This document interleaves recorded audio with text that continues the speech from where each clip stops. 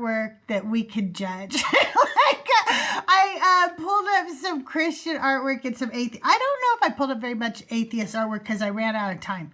But we could still judge the Christian artwork because I think that would be fun. I could show you guys my favorite piece of Christian artwork ever. Yeah. So, oh, hey, Bree, how are you? I saw your live this morning for a bit while I was working.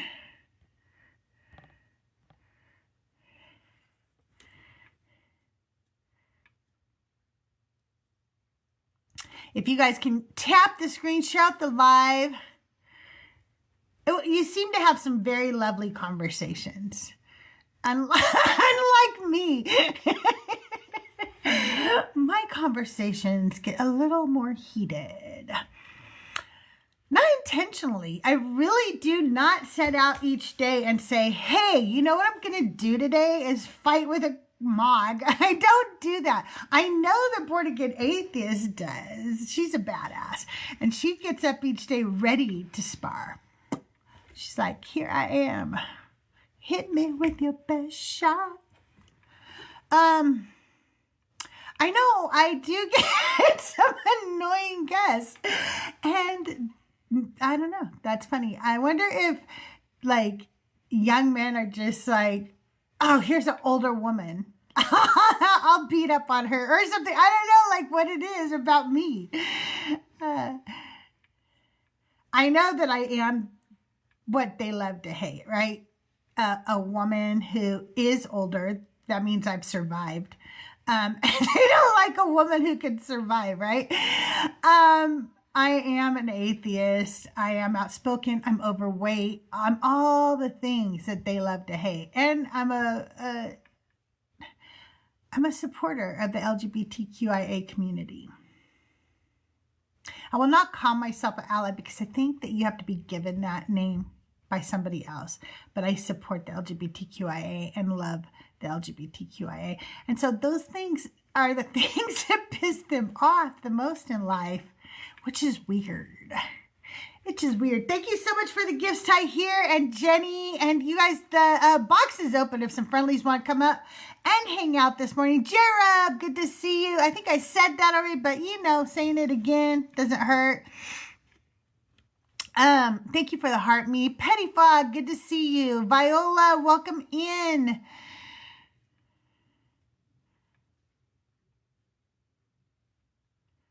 And of course, if you are a believer, feel free to come on up. Once we get about 20 people in here, I can do my anti-sermon this morning. We're going to be talking about Deborah, but not the judge, Deborah. Did you know there was another Deborah in the Bible? I'm not really sure that I did until I stumbled upon her. As you know, my anti-sermons are every girl or girls, woman or women, named or unnamed, in the Bible in chronological order. We are decentering the men, and we are asking the women to step forward, and we're telling their stories, and we're letting their voices speak since we don't get to hear them. And Anti-Sermons, the podcast, is now available everywhere you listen to your podcasts. So go check out Anti-Sermons. The first episode is short, okay? My anti-sermons are not all short. So don't sit there and think, oh good, a short little podcast I can listen to, because some weeks it is not short. Just like your pastor on Sunday morning, some days I can't shut the fuck up. And so you have to hear a little bit longer sermon, okay?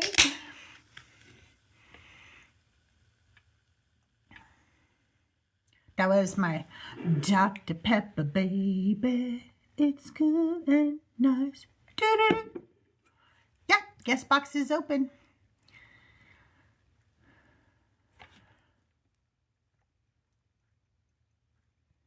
Oop.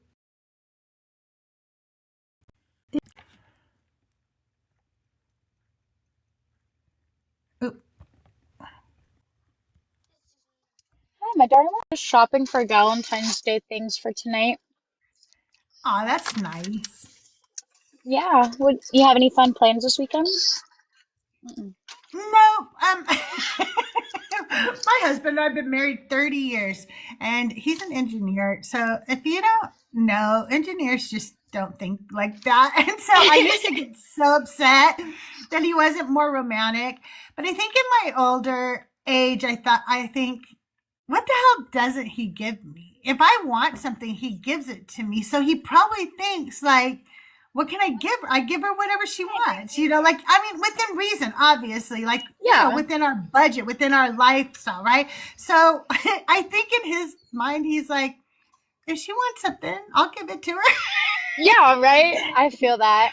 My Yeah. husband's super not romantic, but I made us a reservation at a fondue place because I was like, you may not be romantic, but I am, so I'm gonna drag your butt with me. And sometimes I am romantic and I will, insist on some romance. But right now I was like, I don't care, do whatever Totally you want. fair. Hey, TikTok user, can I get your age for TikTok purposes? Hi, yeah, I'm 27 years old. Okay, and are you a believer of the God of the Bible? I am. All right, so we have 3 topics today. The first topic is Christians don't believe in miracles. I don't really think they do. I'll explain that if that's the topic you choose. The topic 2 is why should women be Christian? And the last is I'm an atheist. Let's go question for question, not debate, just ask each other questions. Sure. How about number Which one? one would you like? Okay, I don't think Christians believe in miracles because every time they tell me about a miracle, it is something that is just natural. It's something that can be explained away very easily. But when I ask them to perform an actual miracle, they make every excuse in the world for why they can't do the actual miracle. Sure. Are you familiar with the Bible? Yes. Have you read it? Yes, I have it right here. Do you have yours? Well, I'm in my car. I don't have it, but I do find a lot of people that talk That's weird. about a lot of people who talk about Christianity. I always ask them if they've read the Bible because, and I'm not saying you are obviously, but just in general, there are a lot of people that speak on Christianity or even other religions, and they've never read the text of the religion. There's a lot of Christians like that too. It's crazy. So many Christians come up on my live and talk about the Bible and defend verses that they've never read before. Sure. So in terms of miracles, does it say in the Bible that Christ performed miracles? It tells you of miracles that he performed. It. I don't know if it actually says this was a miracle, but walking on water, it would certainly be considered a miracle. Turning water into wine would certainly be considered a miracle. And raising somebody from the dead would certainly be called a miracle. Gotcha. So if you're a Christian, and also it's another thing to note, I mean, there's hundreds of different sects of Christianity. I would say that probably the largest and the one that if you wanted to like debate Christianity or talk about it, I think it's probably the most fair to talk about the Catholics because they are the original Church of Jesus Christ. They are the only actual real institution in terms of Christianity outside of maybe like Mormonism. So from the Catholics' perspective, the Catechism would tell you that you do believe that Jesus performed miracles. And so if that is the official stance of the largest Christian church on the planet, how can we make the argument that Christians do not believe in miracles? Because even though I would say that I can't I perform a already miracle, made it and you didn't address anything I said. I already made my argument and you addressed 0 of the things I said. So your argument was that when you ask Christians to perform miracles, they can't. They say they make excuses for why it can't be done. And what else did I say? You tell me. Nope. If you didn't listen to me, we can't have this conversation. I demand respect from my guests. Well, the beginning of what you said, you finished by saying that when you ask Christians to perform miracles, they cannot produce miracles for you. But that's not all I said. And if you can't listen to my voice, we can't have this conversation. Okay, so just because I'm asking you to clarify what you said earlier when you made two different Not points. clarify. You're asking me to repeat myself. Okay, And that so you're means you're not weren't willing to listening repeat to me. yourself?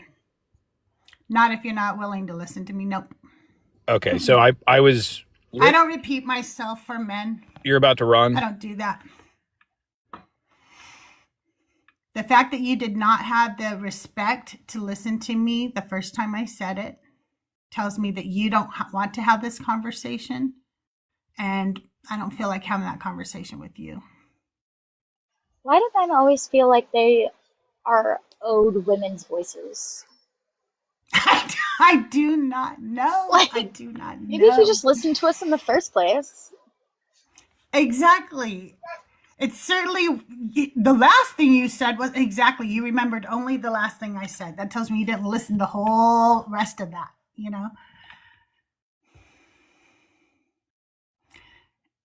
Josh, I Wild accepted behavior. it really is. I accepted your invite, but for some reason you dropped down. You guys, I'm gonna do my anti-sermon here in a second. But I need to make sure my iPad's gonna be able to work because I didn't charge it.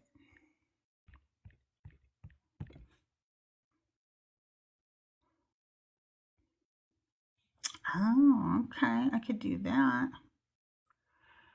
Okay. You know, I'm going to tell you something. I'm going to talk about a little bit today, but in the anti-sermon, but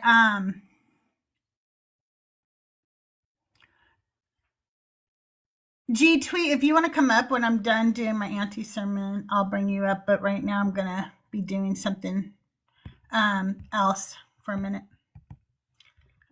Let me open this up all the way.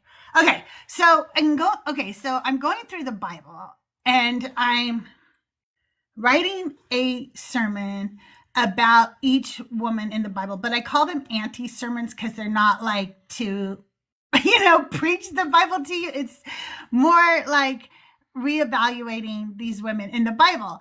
And so I called them anti-sermons because like they were the antithesis of a sermon. But my chat GPT or whatever, my AI thought I was saying AUNTIE. And then I kind of liked that. So I kept that name. That's why they're called anti-sermons. And in going through them, man, it's really eye-opening for my deconstruction to go through these stories, to see the lack of women's voices, to see how women are treated, to see what their purposes are for, to think that I thought this God loved me. And then to read his book and realize I think he hated me. It's like if you've ever broke up with somebody and then you realize how much they were like really shitty to you and you're like, oh my God, they were worse than I thought. You guys have a little flash goal. If you can, it's just one coin. I just need 12 of you to send one each. And then that'll help me reach my goal. We've got over 20 people in here now. Thank you so much. If we can get the likes up to 5,000 as quickly as possible and the shares up to 100, we're at 47. So I need you guys to repost, copy link, send out to your Discords. I'm going to go ahead and begin today's anti-sermon. Today's anti-sermon is about Deborah the maid.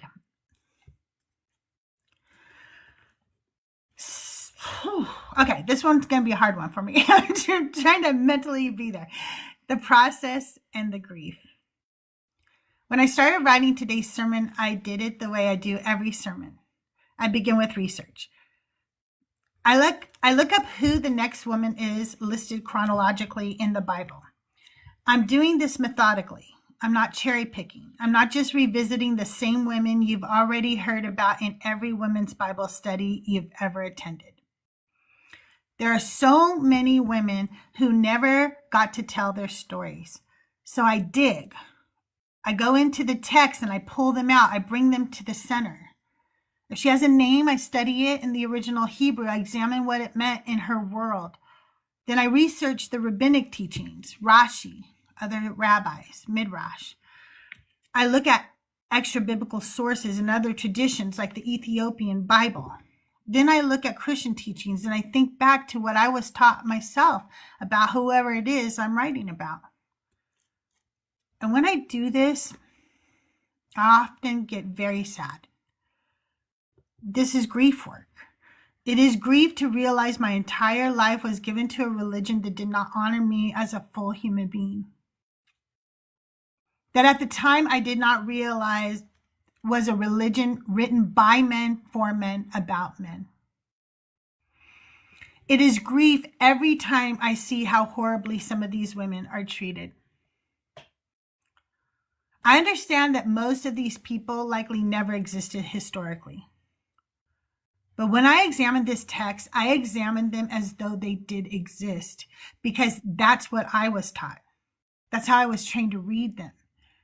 That's how I treated them when I was a Christian. And when you are trained on stories where women are silenced, traded, diminished, or used, you learn, consciously or not, to accept those patterns in real life. The narrative doesn't stay on the page. It teaches people how to treat women. So now I have to mourn them. I mourn the loss of them as real people. I mourn the harm of the narrative, and I mourn the real women throughout history who were treated just like them. Because this was the story people were teaching each other about women. And Deborah brought me to tears. She was loved enough that they recorded her name and her death. She was a servant. She was never a mother in the story. She did not teach us a moral lesson. She is not a cautionary tale. But she was remarkable enough that they named her. And they mourned when she died. And walking through this Bible methodically, writing a sermon for each and every woman has been grief work for me. So that's where we're starting today. With grief. Genesis 35:8 in the World English Bible. Remember, I have to use that because it is in the public domain. The verse and her name. Deborah, Rebecca's nurse, died, and she was buried below Bethel under the oak. And its name was called Elon Bakuth. That's it. One sentence. A lifetime reduced to a burial notice. I used to make memorial videos after someone passed away when I was an event photographer and videographer. I would ask the family to give me 100 photos. And sometimes the person who had died was 90 years old. I remember thinking how sad it was that I had to sum up an entire life in only 100 photos. That was barely one photo per year. And here she is. She only gets one sentence, just one. She is introduced and eulogized in the same breath. We are told her name, we are told her role, we are told where she was buried, and we are told that they wept enough to name the land after their grief. Her name is Deborah, in Hebrew, Devorah. It means bee. And isn't it that interesting? Because there is another Deborah in the Bible, the prophet and judge in Judges. And she carries the same name, same word, same symbol, different social permission. In Hebrew imagery, a bee is not lazy. A bee is industrious, organized, communal, protective. Bees produce sweetness. Bees defend the hive. Bees work constantly. One Deborah led armies. This Deborah likely cleaned, nursed, raised, remembered. Same name, different sphere. And isn't it interesting how often women are praised for being busy little bees? Proverbs 31 tells us to rise before the sun, go to sleep after everyone else, produce goods, buy property, serve our families, make our husbands respected at the gates, and somewhere in there, we disappear. But Deborah's name doesn't just mean busy. Bees are fierce. Bees protect. Bees create structure and community. Maybe her name isn't about productivity. Maybe it's about the kind of woman who holds a whole system together. Rabbinic teachings. Who was she? Rabbinic tradition refuses to let Deborah remain a throwaway sentence. First, the rabbis almost universally identify her as the same unnamed nurse mentioned in Genesis 24. The nurse who left Aram and with Rebekah when she married Isaac. If that's true, Deborah would have traveled hundreds of miles from her homeland, lived in Isaac's household for decades, helped raise Jacob and Esau, possibly been present for the deception of Isaac, watched Jacob flee, and then somehow been reunited with him before her death at Bethel. She wasn't just a servant. She was a multi-generational infrastructure. Rashi and other rabbinic commentators also wrestle with something strange. The Bible never records Rebekah's death. So some rabbis suggest that Deborah's death is mentioned as a way of signaling Rebekah's death nearby in the narrative. That may be why the place is called Oak of Weepings, plural, 2 losses. Layered grief. The matriarch dies, the nurse dies, the generation of mothers closes. The rabbis sometimes suggest that Rebekah may have sent Deborah to Jacob years earlier to fulfill her promise that she would send for him when Esau's anger cooled. That would make Deborah more than a nurse. She would be a messenger, a bridge, a carrier of maternal intention. She may have been the last connection Jacob had to his mother's household. When she dies, the thread snaps. So imagine her. She would have bathed children, cleaned wounds, held babies through fevers, managed domestic rhythms, known family secrets, heard private fears, witnessed covenants promised up close. She wiped the noses, she wiped the messes, she probably wiped the tears. And when she died, they wept enough to rename the land. The rabbis don't give her speeches. They don't romanticize her, but they do insist that her death matter. And in rabbinic reading, nothing is mentioned accidentally. Christian teachings, the God who sees. When Christian commentators talk about Deborah, they usually take a very specific angle. They say, see, God remembers the faithful unseen servant. They point out the text pauses to name her. The oak is named after mourning, that she must have been deeply loved, and many sermons use her as an example of quiet faithfulness. But this is the same move Christians make with Hagar. When Hagar names God, the God who sees, we're told to be moved. We're told it's beautiful. We're told it's mercy that God would see a lowly servant. But that's not how I read it anymore.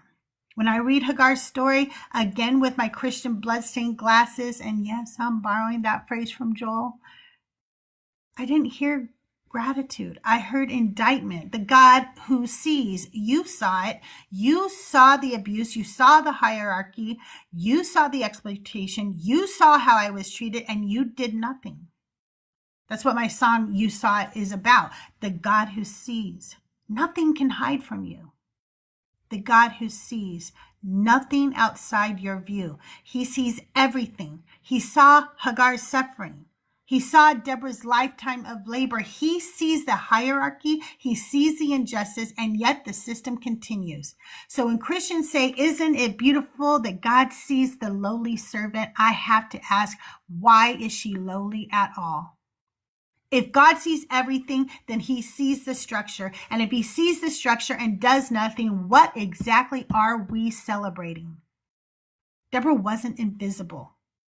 She was foundational.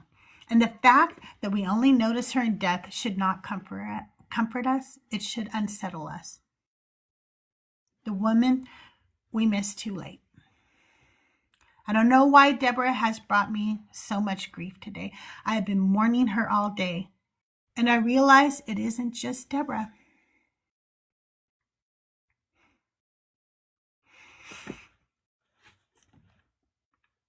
Give me 1 second.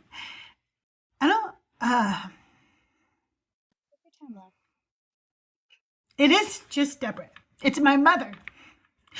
Even with our complicated relationship. It's my sister Linda, who passed away when I was young. It's the women who stepped in when they knew I didn't have what I needed at home. It's the women who held me together in quiet ways. Deborah represents something familiar. She was genuinely loved. We know that because they wept. We know that because they named the land after their grief. But she was not written about while she was alive. If she had been appreciated the way she deserved, we would have stories. We would have dialogue. We would have her voice. Instead, we have her funeral. And that is something the world does to women over and over again. We miss them once they are gone. We don't appreciate and celebrate them fully while they are here. Take Harriet Tubman. She escaped slavery and then returned again and again to rescue others through the Underground Railroad. She served as a scout and a spy under the Civil War. She led armies, expeditions. She freed hundreds. And yet, while she was alive, she struggled financially. She had to fight for her military pension. She was not nationally celebrated in the way she is now. It was after her death the statues were raised, after her death that she became a symbol, after her death that the country decided she was heroic. Or Rosa Parks. We are taught a softened version of her story, a tired seamstress who simply didn't want to give up her seat. But Rosa Parks was a trained activist. She worked with the NAACP. She faced threats, lost her job, and lived under constant pressure after the bus boycott began. While she was alive, she was controversial. While she was alive, she was disruptive. After she died, she became safe. After she died, she became a symbol. After she died, the same country that made her fight. I'm sorry, that was a mistake. That was supposed to be for. Sometimes I'm working these things out live. That was about Harriet Tubman. Harriet Tubman had to fight for her pension, and the country didn't love her until after she died. We do this. We grieve loudly once women are gone. We build monuments. We sanitize their stories. We honor them when they can no longer challenge us. And sometimes the grief is even more complicated. In Deconstruction, we grieve people who are still alive. Women we loved. Women who loved us. Women who can no longer have a relationship with us because we are no longer believers. Once we have the faith, we are called demonic. Once we leave the faith, we are called demonic, satanic, witches, evil. And sometimes the women who once held us close now hold us at a distance.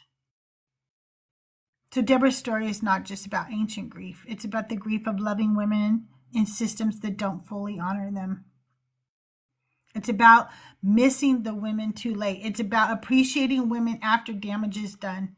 It's about mourning relationships that changed when belief changed. Deborah was loved, but she was not narrated, and that tension is where the grief lives. Let's go back to Deborah. I can't help but picture her there the day Jacob and Esau were born. Do you think she held Esau just a little tighter sometimes?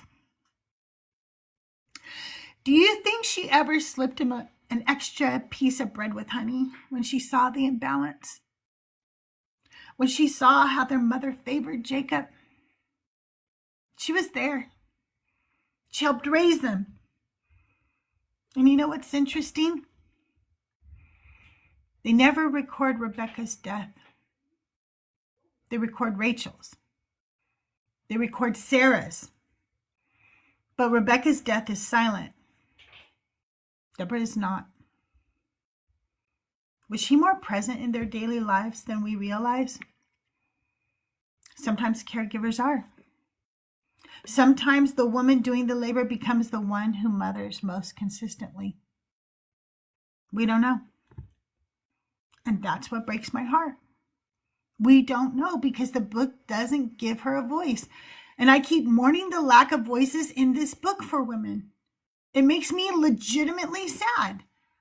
There's an emotion here I can't fully explain. I spent my entire life revering this book, looking for myself in it, believing these were real people, believing this was sacred history. And now I go back through it methodically, looking for the women, and I find how absent we are. Or worse, how often we are present only as props, as wounds, as warnings, as collateral damage in stories about men.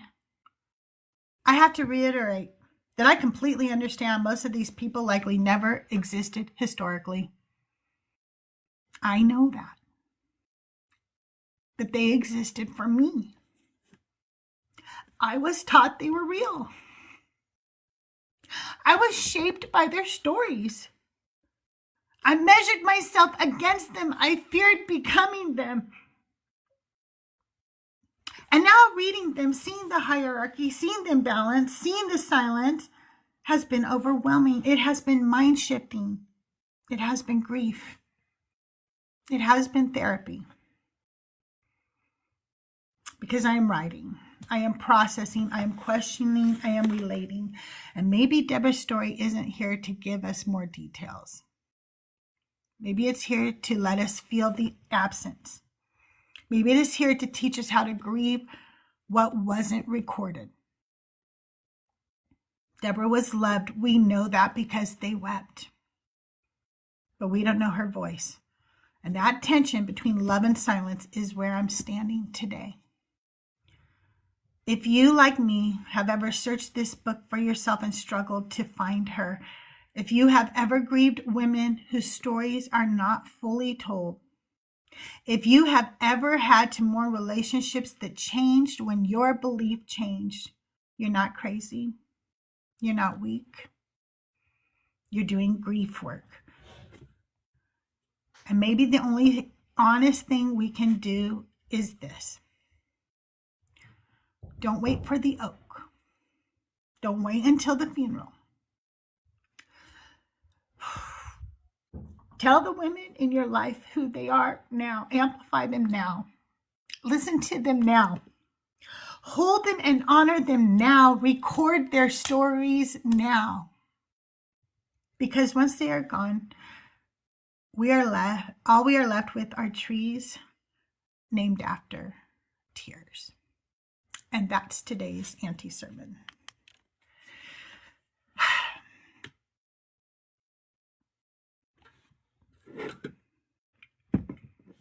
I always feel, maybe I should play my song.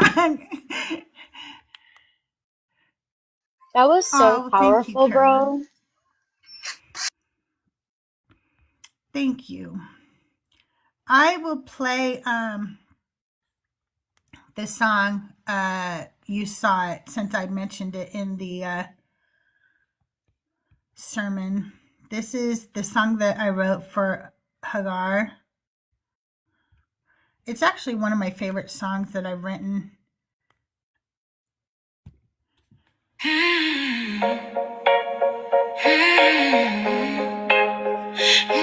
guest box is open. If you are friendly, want to come up, wanted to share something, come on up. If you're a believer, we've got questions we'd like to talk about. The guest box is open.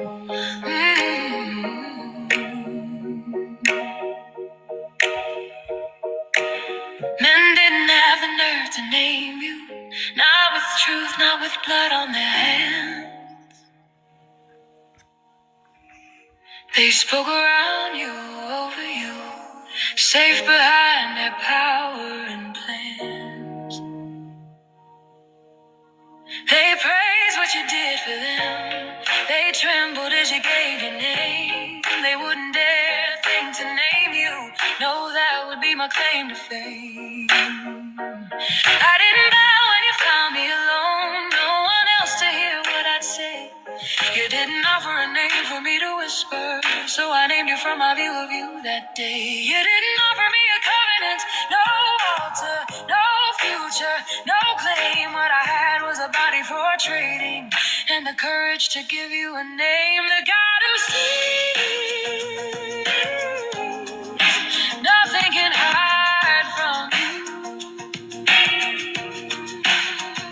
The God who sees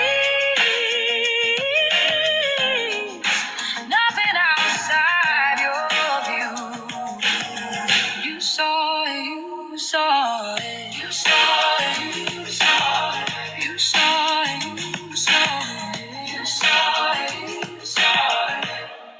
The story's been told for generations, passed along from voice to ear. I called you the God who sees, but it's not how it appears. Like a game of telephone, it traveled, every telling changed the view.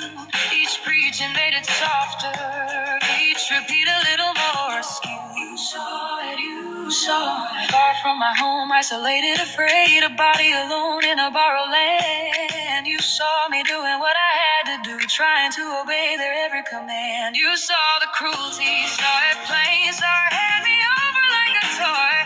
You saw what was taken again and again. You saw my body and heart destroyed. I ran when escape came into view. Believe distance might set me free, but you found me there in the wilderness and sent me back to what you could see. I named you the God who sees. They heard it as something kind. They said you saw my heart, said it was part of your design. It was never meant to compliment. I named you the God who sees. It was always an indictment. You see it all and do nothing. You see the children, you see their pain, their hunger, their bruises, their abuse. You see the men who harm them while claiming they worship you. You see global wars, you see the suffering, you see it all from your throne and do nothing. You saw it, you saw it, you saw it, you saw it, you saw it, you saw it. I didn't name you by accident. I didn't kneel, I didn't plead. I gave you a name that fit. I named you the God who sees. You saw it, you saw it, you saw it, you saw it, you saw it, you saw it, you saw it, you are the God who sees. You saw it, you saw it, you saw it.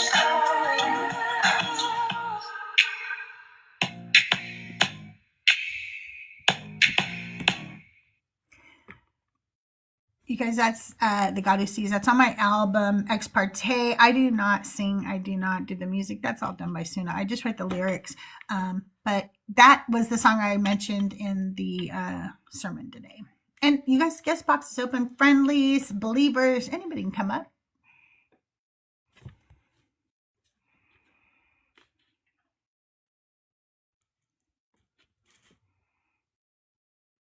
G Tweet was in the guest box, but I guess, oh, are you still there, G Tweet?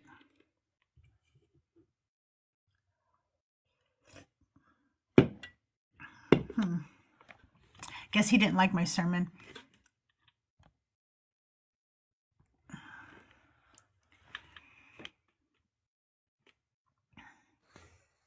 Hey, DC, how are you? Doing good. How are you doing? Doing good. What's new? Well, after your sermon, I had to message my mom. Aww. Like, hey, just thinking about you. Yay. Yay. Yay! I'm glad. Yeah. Man, it just really made me sad when I read her little verse in there. I was like, that's all she got was one little verse saying she died. There's more than many women get in that Bible, so. So true. And I really enjoyed it. It was really, really good. And the music, the Hagar song after has just made it perfect. So good. Thank you. Thank you. We'll see if we can get some conversations going today. I gave people, options today. I did boot the first guest. I should maybe have more patience, but I don't have the Holy Spirit. So that's the problem. You know what I mean? Because you gotta have the Holy Spirit to have patience, right?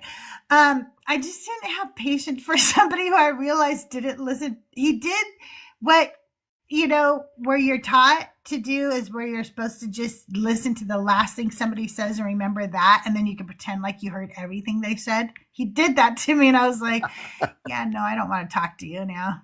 The fact that you can only repeat the last sentence I said tells me you didn't listen to anything I said. Exactly. That's okay. Anybody can come up, Geeky. Anybody can come up. As long as you know, don't be a bigot or a racist or anything like that. Oh, shit. You said that, then you brought me. DC!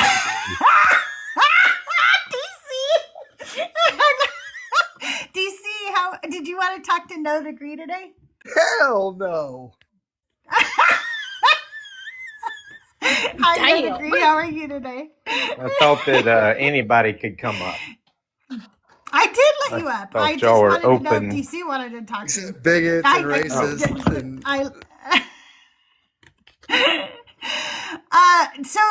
And No Degree, why don't you and I do question for question? That way we can get to know Question each. for What do you think question? about that? Sure. Yeah, you ask me a question. I'll answer honestly. I will not debate you when you give a response. Okay. Sure. I just want to hear you. Okay.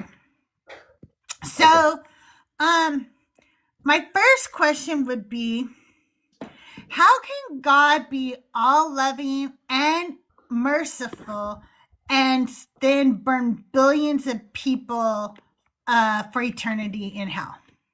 Well, if you define all loving as loving everything, then I would say he couldn't.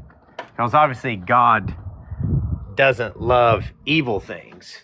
So if that's how you're defining all loving, then I would agree he couldn't. But if you're defining all loving as something like his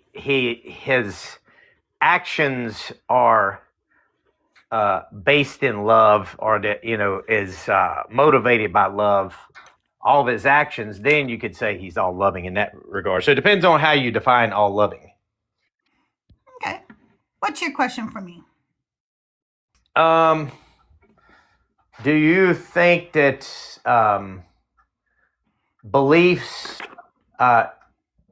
things that you believe to be true should be able to be demonstrated to someone like a skeptic in order to have justification for the belief?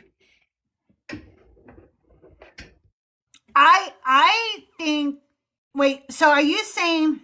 Let me make sure I understood the question. Okay, I really am trying to make sure I understood the question. Okay, are you asking me like if you believed something, in order for me to be okay with your belief, I would need you to demonstrate it to me, or are you saying that if you want to convince me to believe something, you need to demonstrate it to me?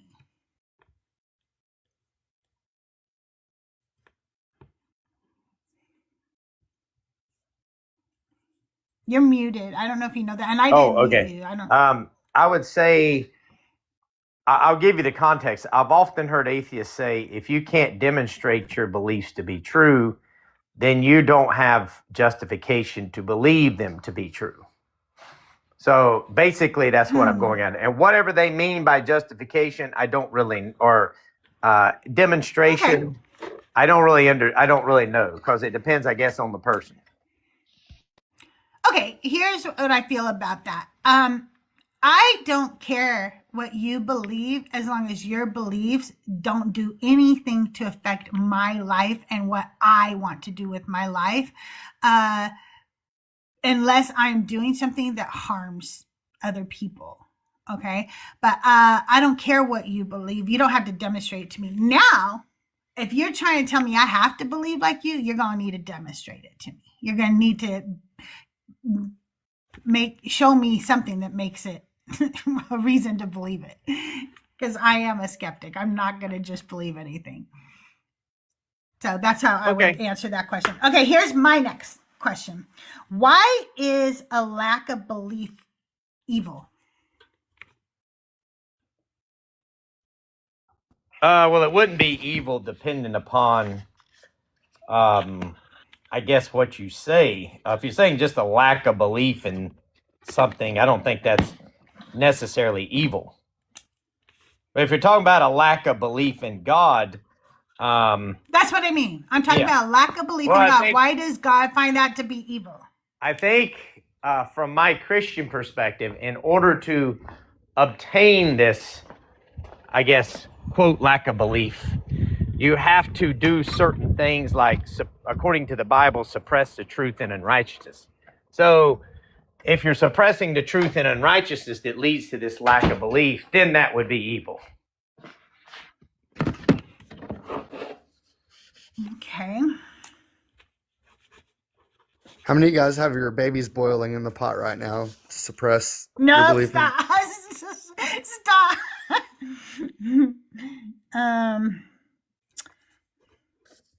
Hang on one second. I want to write this down before I forget. Okay, go ahead. Your question. If Christianity were true, would you want to be a Christian? It would depend, because there's 45,000 different denominations of Christianity, and within each denomination there are so many more little side beliefs that people believe. I actually believe that I would have to say that almost every Christian has a different idea of who the God is, what their belief system is. One will believe that you can eat shrimp. Another will believe that you have to hold the Torah to. Another will believe that you have to do works. Another will believe that it's, you don't, or whatever. Well, what about it would depend. Like, let me be more specific. According to however you understand the Bible to be and what it teaches about Christianity and Jesus, if that were true, would you want to be a Christian? However you understand. Well, now you got to sneak in the way I understand it right now, no, that's why I'm not a Christian. Okay. So even if it's the case you had undeniable evidence, you still wouldn't want to be a Christian. Undeniable evidence of what? That Christianity is true.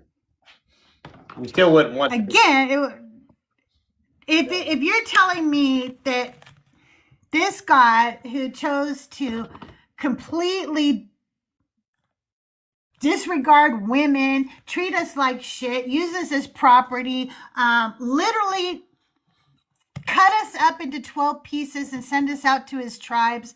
If you're asking me if I want to worship this God because somehow he finds out, no, he's an evil God. I want to worship a good God. And if this was true, that means there's other gods that exist, because this Bible tells you other gods exist. So if this is true, I would worship one of the more loving gods within that book, not Yahweh. Okay. So, do you believe that people choose what they believe? I believe that they make choices that leads to their beliefs. They may not directly choose what they believe, but I believe that they make certain individual choices that leads down a pathway to a belief. If that makes sense. Mm-hmm. Okay. What's your next question? What do you think, from my experience, bringing up biblical slavery is probably one of the number one things that atheists bring up. In fact, Matt Dillahunty says that it's his, quote, go-to argument against Christians. What do you think that the point is? What's the atheist trying to accomplish when they do that? The main thing that most atheists are trying to point out is that most Christians believe that the God is all loving, meaning he is love in and of itself. He is love. And then he goes on to tell you things that love is and is not. And in doing so, you cannot be all loving and also condone slavery. And Christians will say he doesn't condone it, he gives rules for it. But I often point out to them that I have 3 children, and I do not condone stealing. I don't. I think that's horrible. You should not steal from anybody. I've never condoned it. I just gave my children rules for it, because you know what? People steal. That's what people do. And if they are going to steal, I want them to know where to steal, how to steal, which stores to steal from, where the cameras are at all times, only certain businesses. We don't want to steal from mom and pop businesses, but which businesses to steal from. I don't condone stealing. And that's the argument. Y'all keep saying he doesn't condone it, but he gives his children rules on how to do it. Hang on 1 second, please. Oh, thank you. Okay, sorry. Okay. Got a package delivered. Okay, do either of you want to ask No Degree a question?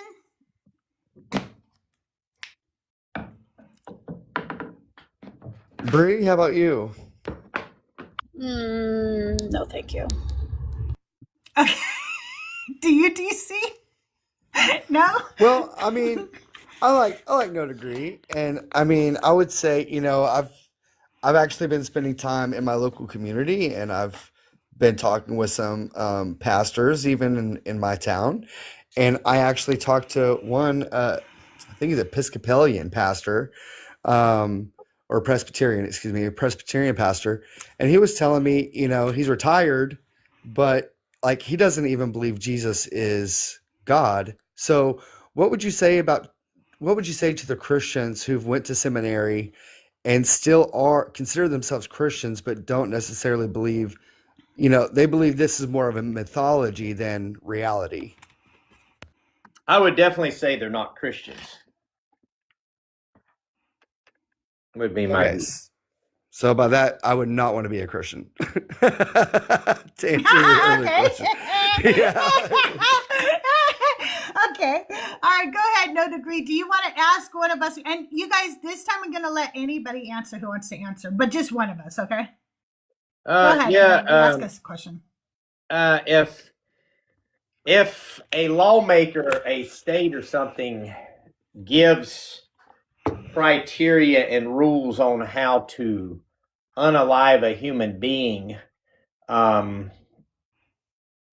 maybe how to tear them apart, things like this inside their mother, would you agree that is the condoning of unaliving another human being who done nothing to deserve it? Well, first of all, if you're talking about the Bible, I did think that was horrible, because first of all, they don't even know if the woman is guilty of adultery or not. Well, and then they go ahead and prescribe. Right, in the Bible. So in the Bible, when they do this thing, not only does it cause the abortion of the baby, it also causes it to destroy the womb. And that woman could have legitimately been pregnant by her husband, who is accusing her of this. Well, I'm specifically asking, is that, if it's the law is allowed to do these things in certain contexts, certain criteria, would that not be? Are you asking me if I think that women should be able to have abortions in my country? No, I'm asking if it's by the same criteria you're saying the Bible's condoning slavery. Wouldn't we also say that if you believe in my body, my choice, then that's actually the condoning of a another human being by dissection. No, it's tearing not, apart. because actually that's not how abortions work. And actually, most abortions are performed within the first trimester before the zygote is even sentient. So it is Okay. just cells at that time. It is not a human, and that is why women choose to do it during that first trimester, because women don't want to go around committing murder. That's not what's happening. It's usually Republican men getting women pregnant, then telling them, go have an abortion and I'll pay for it. And don't tell anybody we did this. And let's go to church on Sunday and pretend that I am not screwing you when you're underage. Let's do that. Okay, so, but that's not, it's even though it's allowed by law under this criteria, you don't think that's condoning the unaliving of another human being? No, I do not. But I do think it was when it was in the Bible. And that is because it often left the women barren. It was often the man's own child. And it often unalived the women as well. Okay. Because her uterus fell out. Okay. So that would be how I feel about that. So what do you do with Romans 9? You said that you believe that people make choices and those choices lead to their beliefs. But in Romans 9, God says that he designed us this way. Yeah, I think God designed us to be able to make free choices. That's not what he says. He said he made some of us for destruction. Well, I think that that doesn't negate that you still have a choice, because in Timothy it says, It does. It definitely negates it. Well, It I says would- that we did not have a choice. I wouldn't say that it does, because in Timothy, Paul specifically talks about vessels of wrath as well. But he says, so long as you continue in what you're doing, like continuing in this, then you will not be a vessel of wrath. So there is this implication that... But that would just be a contradiction, and that would be Paul contradicting himself, which Well, I thought that is you weren't. I thought pretty you weren't common gonna, for I Paul. thought you weren't going to debate me. I thought you were just wanting me to ask questions. I'm not debating you, but the Oh. thing is that you're saying that these things say stuff that they don't say. No, they do. Or, It and you're does- you're it does negating say the stuff that I asked you about. You're negating what I'm asking you about, which is Romans. Yeah, You're just well- saying that Romans does say that, but I have this other verse over here that negates it, which would make it just a contradiction. Is all I'm saying. You see what I'm saying? I don't think it's a logical. It's logically necessity. A logical necessity that is a contradiction. I think it can be resolved by Paul not necessarily negating free will by saying this.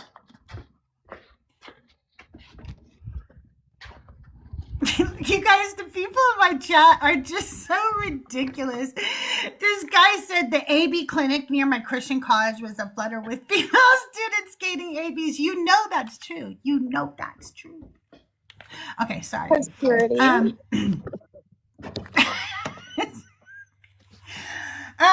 Okay, what is your next question? Well, since it's the case that by the criteria y'all are using for condoning and like condone slavery, if there's a law that allows, and we know according to science that a life in the womb is a human We're not going life. to keep doing the AB. We're not going to Yes, keep what- doing the AB. I've already told you my stance on it. Well, ahead, Bree. I'm trying to figure out. Wait, here wait, hang on one second. You would Hang on, Bree, understand one second. And honestly, Hang how on it one seems to second. be a No degree. contradiction of yourself. Oh, no degree. Hang on one second. Bree, go ahead.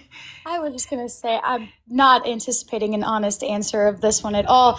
But why do you think it's your place to question what women do with women's bodies?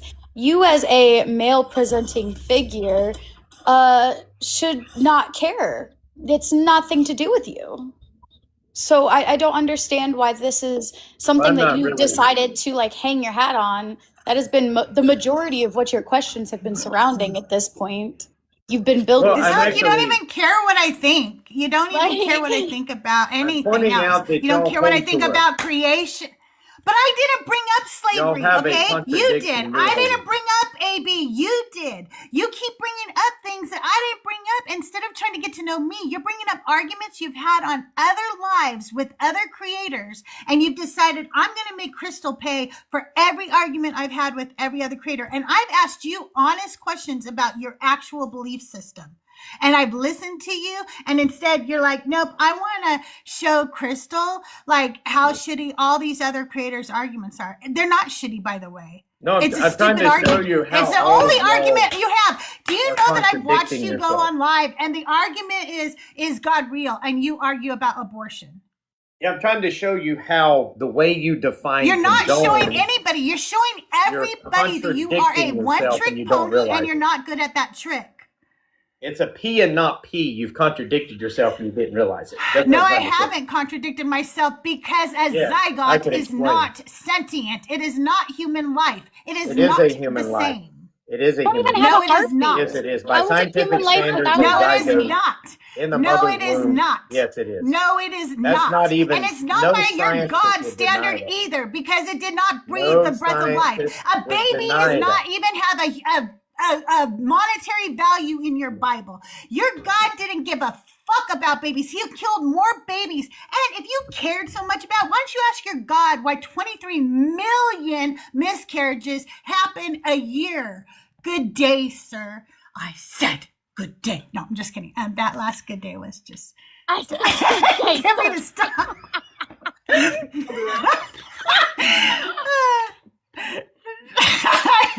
Period. Y'all. No, like, why? I was really trying to have an honest conversation with him today. I really was. But he cannot stop talking about abortion. This man has one thing, and that is abortion versus slavery. It's his only talking point. He started building it up from the first fucking question.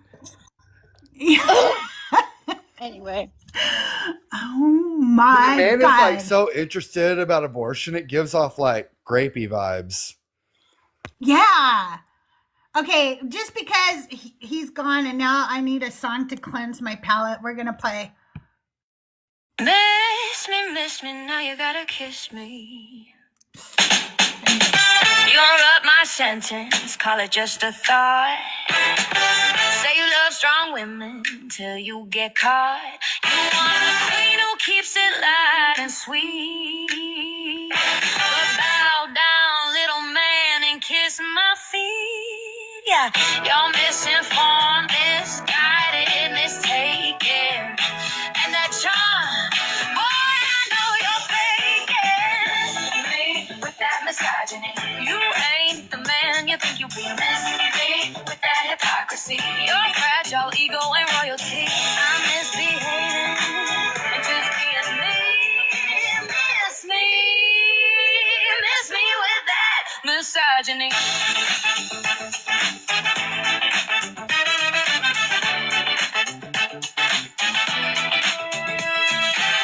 You quote some podcast, call it intellect. But all I see is you begging for respect. You rate our bodies, dismiss our brains, then cry not all men again. Miss me with your tone, miss me with your sigh, miss me with your sweetheart. Boy, bye, bye, bye. Miss me with that misogyny. Don't need your fake apology. Miss me, can't you see? I'm a star. You're just an extra baby. Miss me with that misogyny. Misogyny.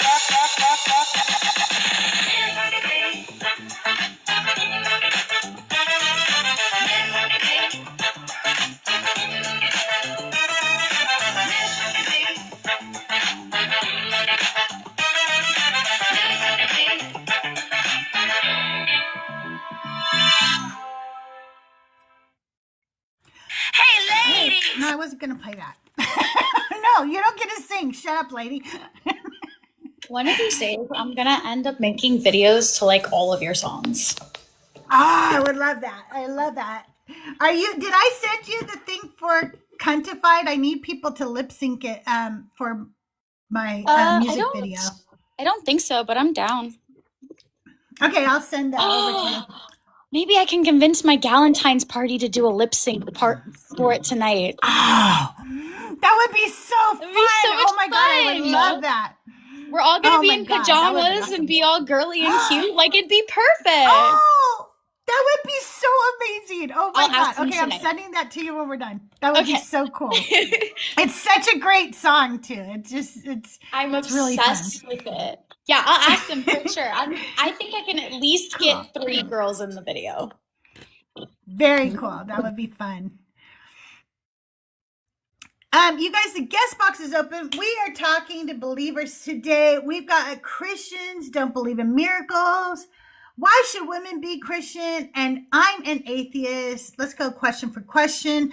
If you are a non-believer, you want to come up, you want to tell me how I fucked up my sermon or something. You got some facts that I messed up or whatever. I don't know. But good morning, everybody over on YouTube. I don't know if my sound is shitty over there this morning or not. I'm trying to get that fixed. That is what all your gifts, all your donations go to. If you want to support the show, you can gift the show or you can go to the links in my bio. That helps me get my, it takes money to create, just so you guys know. So it takes equipment, it takes all kinds of things for me to do the podcast, for me to write the sermons, for me to do the music. So if you want to support all that and you enjoy that, there's plenty of ways in my bio. And if I don't see it and you want me to say something to me in chat, and I'll because sometimes I don't get the notifications. That's why we're trying to upgrade the equipment so I don't miss these notifications. Wait, pause. You have a podcast? Yeah, it just started. It just started on Wednesday. It is anti-sermons, so it's the sermons that I do here, but in a podcast format, so you guys can listen to them later. That is so cool. I'm obsessed. Yeah. So the first one dropped, and I always want to warn everybody. The first one is Eve, and it's very short because I just started. So the first couple are kind of short, and then I get into a flow of a very specific format that I like, where I go into the verse, the name, the rabbinic teaching, the Christian teaching, some personal stories or how I tie it into, modern day life. And then I close out the sermon. So now they're longer. So the first one is short. Don't get used to that. Okay. It's not always going to be that short. I'm really bad at listening. And that's so on I'm Spotify. never driving, but I'm obsessed. I am going to get it out everywhere. The Girls Gone Godless podcast told me how, but I was live when they told me, so I have to go back through and see what they said, or I have to send them a message and go, what did you say? What am I supposed to do? But I will get it out everywhere. But right now it's on Spotify podcast. Jake, come on up. I'll explain why I think that, and we can have a conversation. Also, just so Yeah, you're aware, invite if I don't answer, I'm cleaning, and so I might have stepped away from my phone. Okay. I'm here. Okay. I What'd just you mopped say, the DC? floors. I said I sent him an invite. Okay, cool. I saw something pop up on my screen. That must have been that you sent him an invite. I was like, what happened? Yeah, I just don't think that Christians believe in miracles. I think they do. But then when you press a little bit, you find out that they don't really. That's not really what they believe in. Exactly. As you all know. Yeah, right? Exactly. As you all know, I do not think that women should be Christian. Actually, I don't think women should worship the Abrahamic God in any form. Any form. One time I said this and people go, oh, really? I thought you were friends with Rabbi Hannah. Tell her that. I'm like, you think she doesn't know I think that? Like, what? She knows. She knows what I think. Yeah. I mean, no I'm not joke. going to be like, Rabbi, don't be a rabbi anymore. I'm not like that. She also doesn't try to get me to be Jewish. Isn't that funny? We both don't pressure each other. It's almost Yeah, I like like you guys rabbis. respect each other. Right? Shocker. What did you say, DC? I said I like having rabbi friends. Yeah, me too. Me too. Hi, Aaliyah. Good to see you. You guys, if you want to come up and chat, we're hanging out. We're talking today, but I would like to talk to believers if there's any believers out there. You know what I did do this week? I followed some Christians so I could invite them. Maybe I need to find them now. I actually wrote down their names so I could find them because I was like, I'm never Yes. gonna. Ooh, hold on. I got some resident Christian friends. Did I tell you that what a thing that I'm gonna start doing? So I went to What? the church Wednesday to hear about homelessness, and the pastor, well, the father, whatever they call themselves, the one with like they have like the collars, the white little things. They're not Yeah. Catholic, but anyways, they do pub theology, and so like they have like doctrinal debates and like they talk about this stuff, which I think actually goes with really well with what we do. And they're like really cool with atheists. I let them know. You know, I definitely don't believe in any of this, but I think it's super interesting and I like having the conversations. And so they're super excited to have me come over. And we literally drink That's beer cool. and yeah, it's super cool. That is really cool.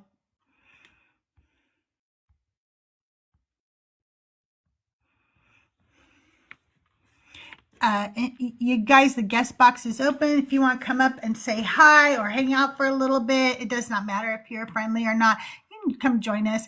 If I get too friendly, heavy, I'll just ask some of you to drop down and we'll try to get a Christian up. But I can change the background, but I kind of like this one because it gives them a choice.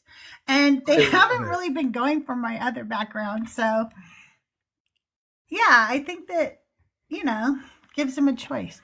I just couldn't take no degree anymore, so I had to crash out on it. It felt very cathartic, though. Like, I felt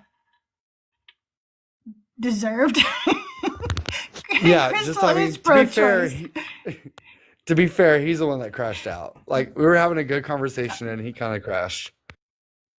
Okay. I felt like I did the crashing, but I couldn't take the stupid conversation anymore. And I knew that it would be stupid when he came up. Like I knew what I was getting myself into, right? But I thought at least when we went Q for a little while, we could have some kind of conversation. I just didn't know that he would really stick with just one topic on every question. At least I switched mine up a little bit. I followed Jamal Yes. for Jesus too. Should I send him an invite?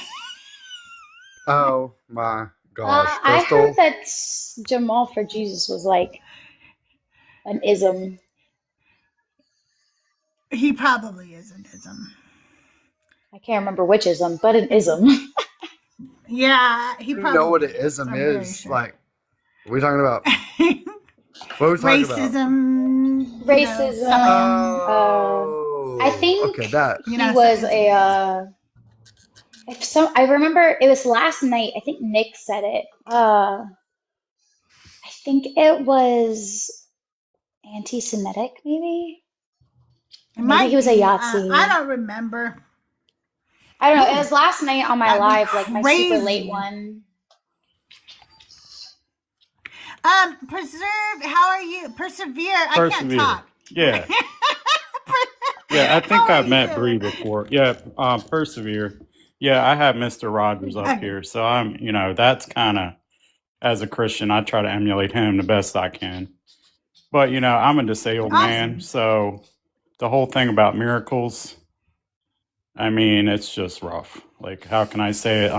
I come in here and talk to other Christians, talking about faith and how disabled folks were kind of like targets of everybody's prayers. And it's so harmful. And I just try to steer people away from that the best I can, because over the years, my testimony for, say, I have muscular dystrophy, and I was diagnosed to one form that's more severe, Duchenne, and then later on with study and, coming in for doctor's visits at the MDA clinic, and people told me, you have Becker, which is at least form, but my brother is more severe. But anyway, it was always told as I was healed.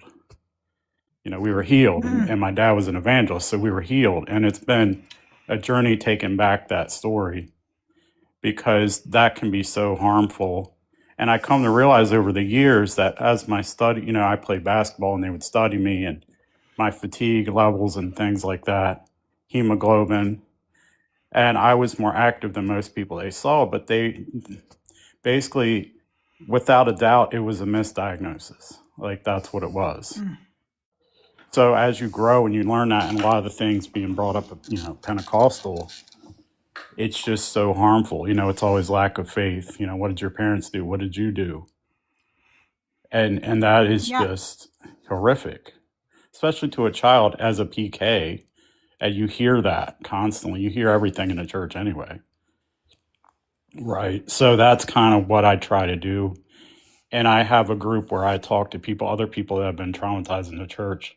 It's a small group, and we get together. We have atheists and Christians. And so That's cool. that's what I'm all about. So Well, I appreciate that. I think that I don't think that I realized so much when I was a Christian how harmful my rhetoric was around healing and miracles. I've told people many times I really believed God could do anything. I don't know why I made excuses for all the things he didn't do, though. right. But I said very harmful things. I told my friend who was in a psych ward that he just needed to wake up each morning and say, "This is the day that the Lord hath made. I shall rejoice and be glad in it." And then make yourself be happy, even if you're not. Right. That's harmful. That's some harmful shit to say to another human being. But I thought I had that right because I'm a Christian and I believe that stupid fucking thing that I said. Yeah. I really And believe yeah, it. right. And if any Christians are hearing this, don't let anybody tell you that there's something wrong with you and you have a lack of faith, because disabled folks, you're one of the strongest people. Like, there's nobody That's right. stronger inside. And that's what I'm about. So That's just right. know that inside, and know there's real people here, and we're there Make a for you, post. right? Absolutely. I I'm make a sorry. post every single year that says, "I am so sorry for what I said as an evangelical teenager." Right. Oh, I love I that. know that's right, Barry. God, I'm Yeah. So, sorry. that's We that. literally All that is sat by helpful. pastor's wife, and she had MS, and we thought that God was going to heal her, and she was trapped. This poor thing. Now I'm thinking about it. It's so sad. We were like shabba haba laba and then all over her, thinking that she was about to get up and walk, and it was like never happened. And it's not only just like telling people they're guilty, but giving them this false like expectation that you're going to be able to pick up your kids, and you're going to be and just trying to like Right.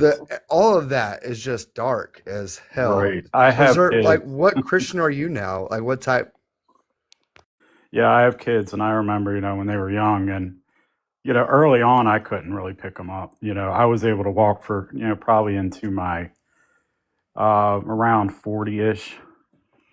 And so, but a lot of those things I couldn't teach my kids to ride a bike. All these things that I was promised, people, told me that I was going to be healed. My brother is in a Pentecostal church right now, and they're constantly bringing up and praying, praying for him, praying over him, and anointing him with oil and doing all this stuff. And he knows he's going to get healed.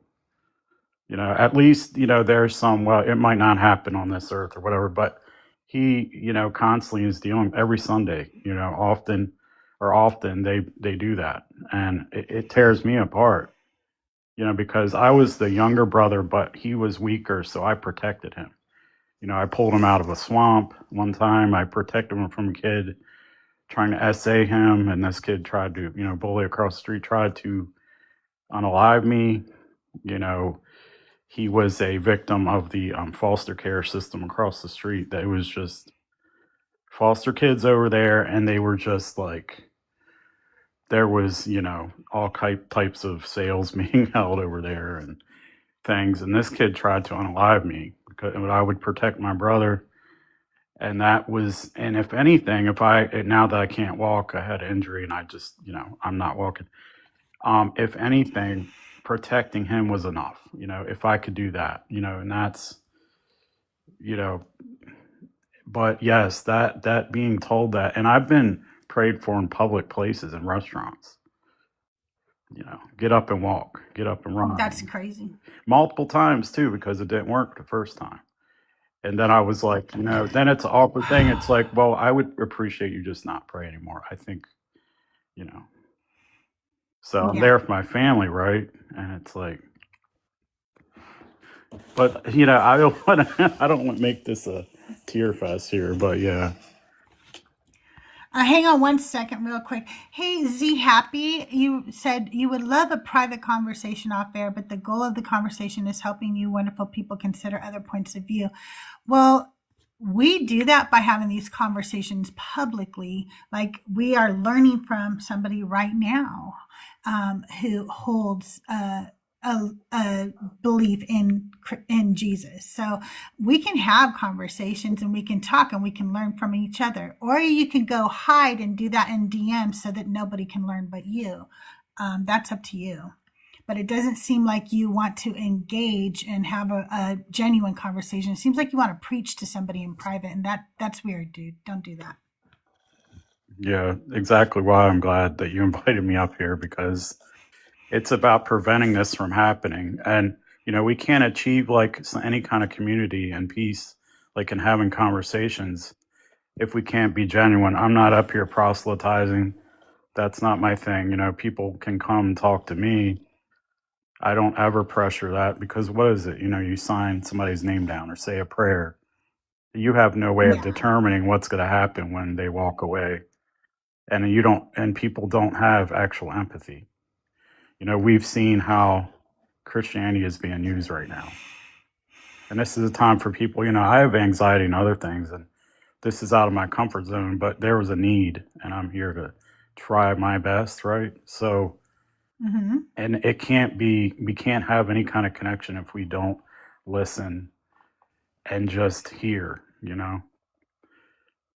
And and that's why, like, if you come in and try to witness, it's not going to work. It's just not. It's not, and I'm also become a different person. I'm not as nice Yeah, and as it's I not am a to you right strategy now. either. It's not like a strategy to witness either. Right. So. Right. If you come up here to debate, I'm going to match that energy. I'm going to debate you or whatever. But if you want to just have a conversation, that's why I'm an atheist Q for Q. I think it's one of the best ways for believers and non-believers to talk to each other. You ask one question, you let the person answer, and then they ask a question. And that way we both learn from each other, I tried with no degree, but I could only take so much, and then I had to. Yeah, right. And that's He why was I a came up special here. You guys, case. yeah, he's been on multiple things I've been on, and I just can't. Like, I don't try to talk to him. People like that. Yeah. They end up questioning my faith. Like I said, that's what happens. Because I don't believe, like for sure. I don't believe a lot of the things. You're not a real Christian. Yeah, I don't believe a lot of things are literal and things like that. Like, the flood covering the earth and like literal creationism. I believe in evolution. I don't believe in it. There's scientific evidence, and I base it on that. That's been tested over the years and years and years, just like my diagnoses, right? And these are good things. Revelation, rapture, that's not real, So I'm willing to come out here and, so whatever, it's not about that, it doesn't, nowhere in the Bible that I see does it address committed relationships, LGBTQ, whatever, that it doesn't prevent people from loving one another. There's no mention of things like that I see. And to just try to tell people who they can't love or what they can't do, when the Bible really doesn't come out strongly against that. It talks about people abandoning a natural use. That means people exploring because they're in idolatry, right? If you guys, so.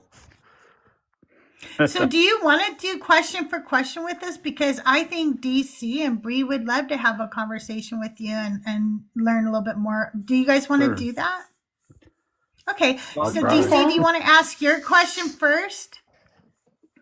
Yeah. So, what denomination are you, Preserve? Or do you fall into a denomination?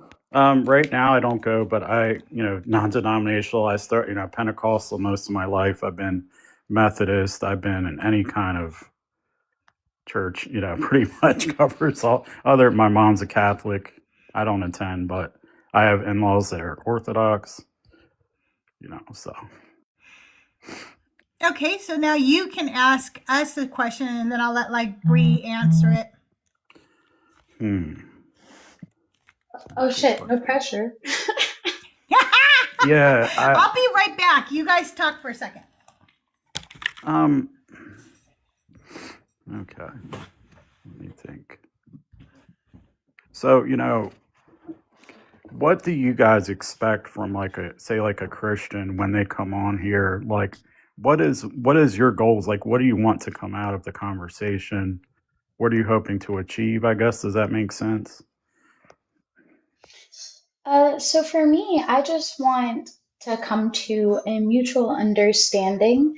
One of the biggest issues I have when dealing with Christians is them trying to claim that the Bible doesn't say what it says, or that some things should be interpreted literally and others are just metaphors with no clear distinction on why the switch up. And that's what frustrates me. Right. I just want to come to an understanding, and unfortunately, most people don't necessarily want to do that. Right. Yeah, it's interesting. I think it's similar. I think we're all similar in that. That's cool. Whose turn was it? I guess deconstruct DC. Did you ask a question back Yeah. already, or Yeah, I asked Bree. Yeah. Okay, so Bree, do you want to ask the question to him now? I've been trying to think of one. Tough on the spot, right? It kind of is. It honestly is. I don't have one right this second, but I'll keep trying to think of one. Okay. DC, do you got one? I don't, but I'll answer his question and maybe Bree will come up with one. Okay. No So, pressure. he asked,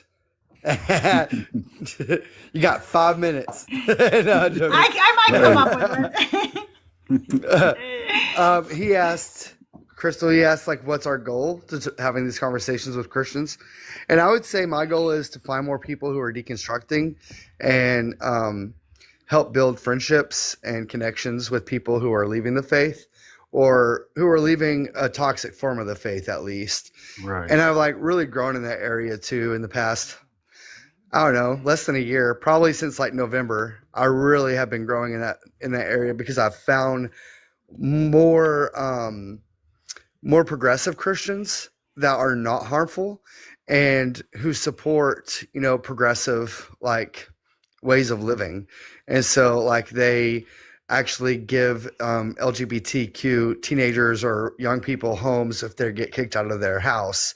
And so for me right now, I'm just trying to understand on a real level, how to build community without religion and how to do that sort of thing, not necessarily just online, but even in my local area. And I don't know how to do that. I'm trying to get some people together to build a secular center, but online I have these conversations just to build community and I guess encourage critical thought. I don't know. What do you want to answer that question? I think it's a really good question. Wow, there's many reasons why I do. Well, these imagine we're all similar. I'm sorry. I think that I do these conversations because I'm deconstructing from the religion. And in having these conversations, I learn more about life in general and topics that I never dreamt I would ever talk about. I learn about history, philosophy, cosmology, all kinds of engineering and science. I sit here and I get to talk to literal poets and scholars and um, people who've traveled the world, people from all over the world. And to me, that's an amazing experience. It's helping me in my deconstruction. And I want to help as many women get away from the Abrahamic religions as possible. I think they are so harmful to women. And I think that until women realize how very harmful they are to them and how much they uphold a patriarchal system that is harmful to society, I think we're going to continue to see the downfall of humanity. Wow. It's a lot. Yeah, I think it's cool though that it seems like us three in a panel have similar, goals. We want to create a community, and that to me seems really amazing. And you're talking about a patriarchal system, and right now, like in our, timeline, like just how women are, talked about, and I have daughters, and so I tell my daughters, I'm telling them, if a guy says they're Christian, I might not want to date that guy at this point. Like, I totally get it. And they're young women. I was like, if you don't want to get married, I totally understand that right now, because there's some horrible things that guys are talking and how they describe women. And so I'm not going to definitely try to do that, because, growing up, it was like, well, you need to find a good Christian and all this and that. And so right now, for somebody to say that, it's like awful. First of all, I'm not going to tell my daughters to marry, but there's no age. Yeah, It's right. up to them. So, Right. my one daughter is a prison guard, and my one daughter is working on her master's right now at Northwestern. So it's like, That's cool. yeah, I'm not trying to interject, but yes, I can understand, the treatment of women and reading the Bible, and Paul's words and different words, and I can't justify that, and I'm not going to try to justify that.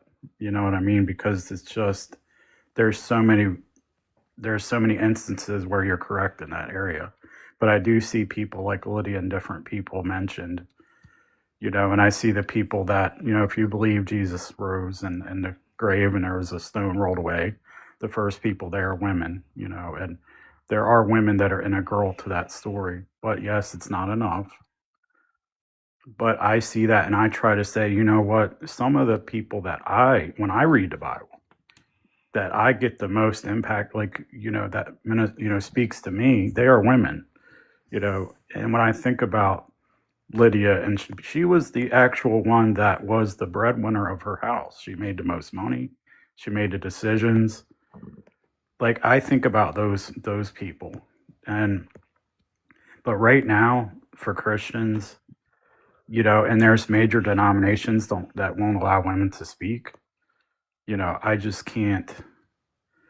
Women have invaluable things to say, and they are far more superior with their intelligence. I have twins. I would tell you, like, you have to be alert. You have to learn things. And they've kept me on my toes. They've made me more active politically and everything. And I'm teared up. Like, the other day, my wife, and I'll stop after this because I'm kind of going off, but like, It's okay. my wife had a child. She teaches first grade, and one of her students, that she had, would have been 10th grade. He passed, and he had cancer. And there was a real fear, and we're kind of rural where I'm at, but there is a real fear that she would go to this service and, immigrations and customs enforcement would show up. And this is just my life, this is what was happening. And like, I just can't, no more, and there's a lot of Christians that I'm connected to, my family, a lot of people just come out of the woodwork to like harm me and say things horrible and bring me down. I thought we were supposed to uplift as Christians, but that was the real thing. for that kid and feeling that.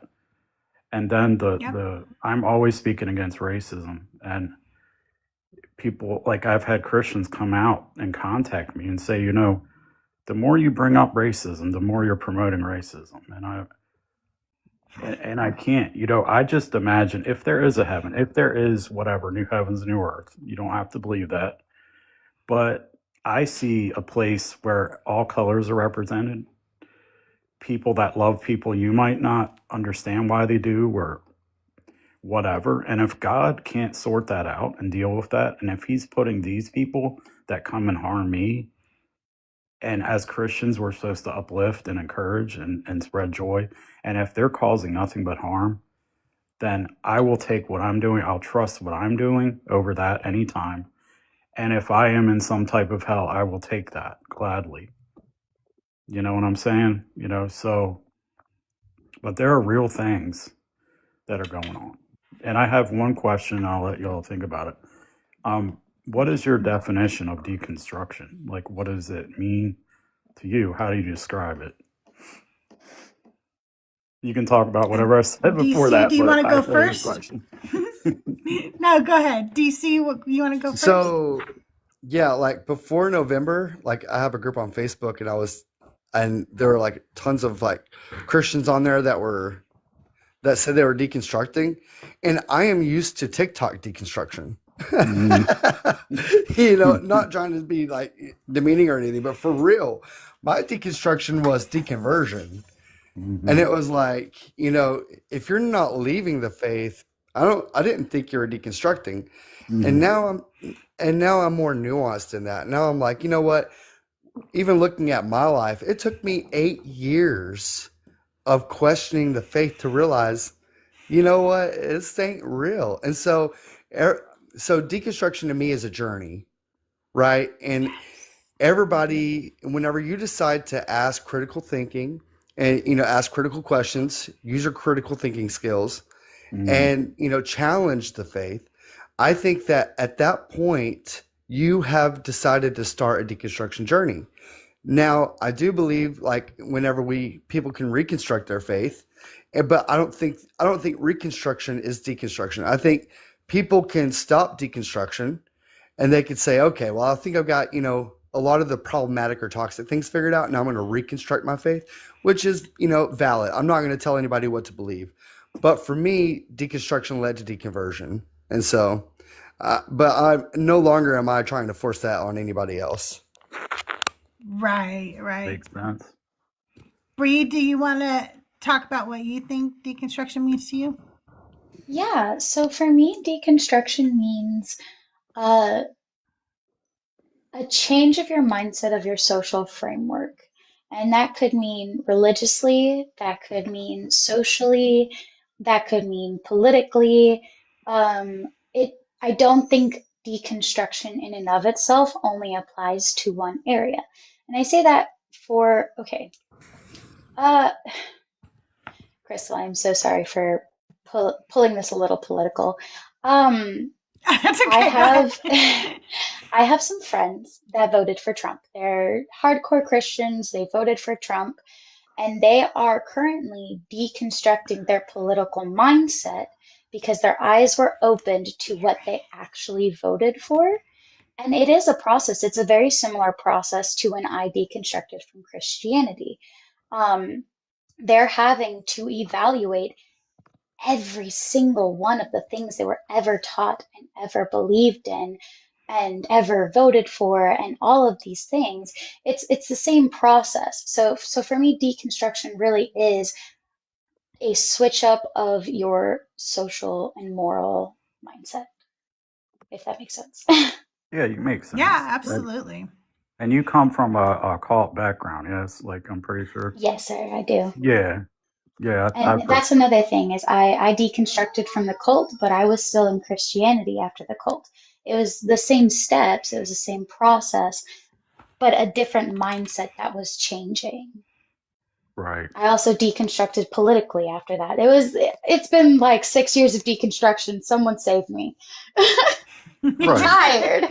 Yeah, I've been politically, it was like, I voted this because I didn't really want to cause this big rift in my family, but I was a lot of times independent, but I just didn't want to cause this big rift. I never, DJT was never my guy. And I lived in Jersey for a time, but he was never somebody, and then I remember the one time I did vote for him, the first time, and I hadn't seen the clip of the disabled man, the reporter.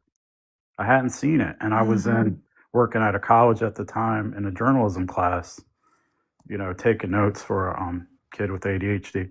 And I saw that video and I literally had to leave the class. Hold on a second. and I totally get cried. it. I literally cried like I could not. And then everything just flooded. And I went back. I was having flashbacks of like all the times I voted for Republicans and all this stuff, talking about fearing the communists and all this stuff, all this fear and all this, the gay agenda and all this horrible, and it just flooded me. I realized all this, and so over the years, deconstruction to me, I kind of laid out all my beliefs I had. I laid them out like like chefs do when they, make a deconstructed dish, watching the bear and stuff. But you laid it all out. I laid it all out, and I was like, I looked at each aspect and I said, is this harmful or hurtful? Does this harm people, or does it speak into somebody's life and bring them joy? And whatever that didn't bring them joy and kindness and empathy, I took that out. I severed that. I took it out, and I've gradually been doing that over the years. And I've had Christians come to me, and just the fact that I said I was deconstructing, they assumed I left the faith, and we deal with that. Well, I think a lot of people assume that the minute you start deconstructing, you're suddenly an atheist. Right. Deconstructing for me is also a process. I think it's a journey. And here's the thing. I was indoctrinated when I was 3 years old, and I was a Christian for over 40 years. And there is no way that did not affect my actual brain, my neural pathways, my nervous system, everything about me. So I don't expect to stop deconstructing that. I expect that this will be the journey that I'm on for the rest of my life. And I'm not sad about that. I'm sad more that I was ever indoctrinated in the first place. I think indoctrination of children is horrible and harmful. And but I don't know how we would ever change that. So I'm not suggesting anything. I'm just saying that that's what I think because it was my lived experience, And so I stopped believing before I started deconstructing. I already stopped believing. I was no longer convinced this God was real, and there was nothing I could do about it. I couldn't suddenly go, oh yeah, now I believe he's real again, because I realized like he was just as fake as every other God that I didn't believe in. It just suddenly dawned on me, wait a minute, like why do I believe in him and I literally don't believe in any of these other gods who have the same attributes, were written about the same time period even. And I couldn't justify it, so I couldn't believe in him anymore. But I didn't start deconstructing until I met this community. And then I was like, oh my God, like in this religion, I had so many harmful beliefs. I had so many lies that I just freaking believed. So many. And in deconstructing, it has felt amazing to get to rebuild my knowledge based on facts and truth and things like that. And so that's what deconstruct. It's going to be the rest of my life. I'm sure I can't tell you how many times that I read the Bible and go, what are you talking about? Like, for instance, just yesterday we were doing a non-believers Bible study, and my whole life as a Christian, I was taught that Jesus was, thank you, Colin. Jesus was beaten beyond recognition on that cross. And I thought that was like New Testament lore. I thought that was New Testament stuff. And it wasn't. It was from Isaiah, which means it was never about Jesus in the first place. So here I thought that Jesus was beaten beyond What? recognition, and that's not even in the New Testament. Okay, That kind of stuff Crystal. I'm still deconstructing. Crystal, you win the trophy for who broke Bree's brain today. Congrats. What? Right? Well, I It thank my just, it daughters just, what? for getting me, and having daughters and thinking about things, especially political. I was like, I have daughters. I cannot support this. Like, I literally, there is no Yeah. way. And over the years, I'm kind of a pacifist-ish. I'm kind of, not into that. I've always been kind of, and the AB thing has never been an issue, never been the number one issue. It's just not mentioned in scripture, and it's just not.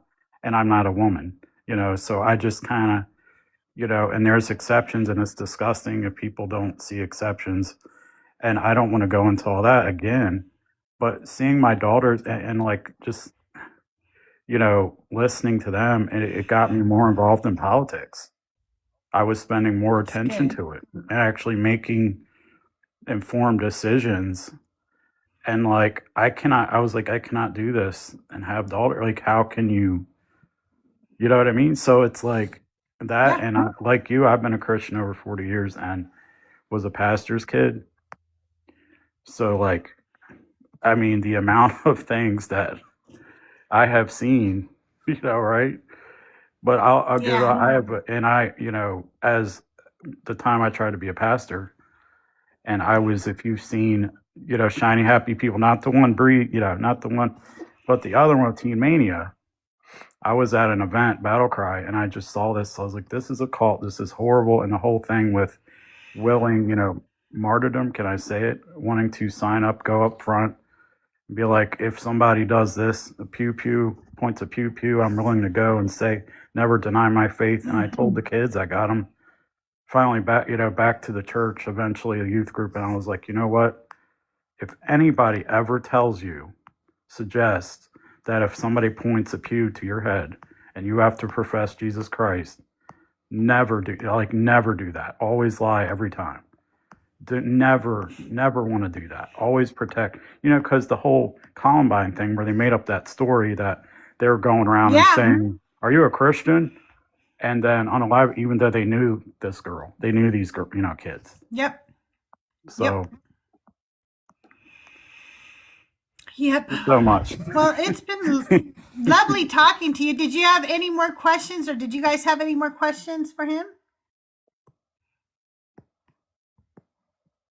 I actually came up with a question, if that's okay.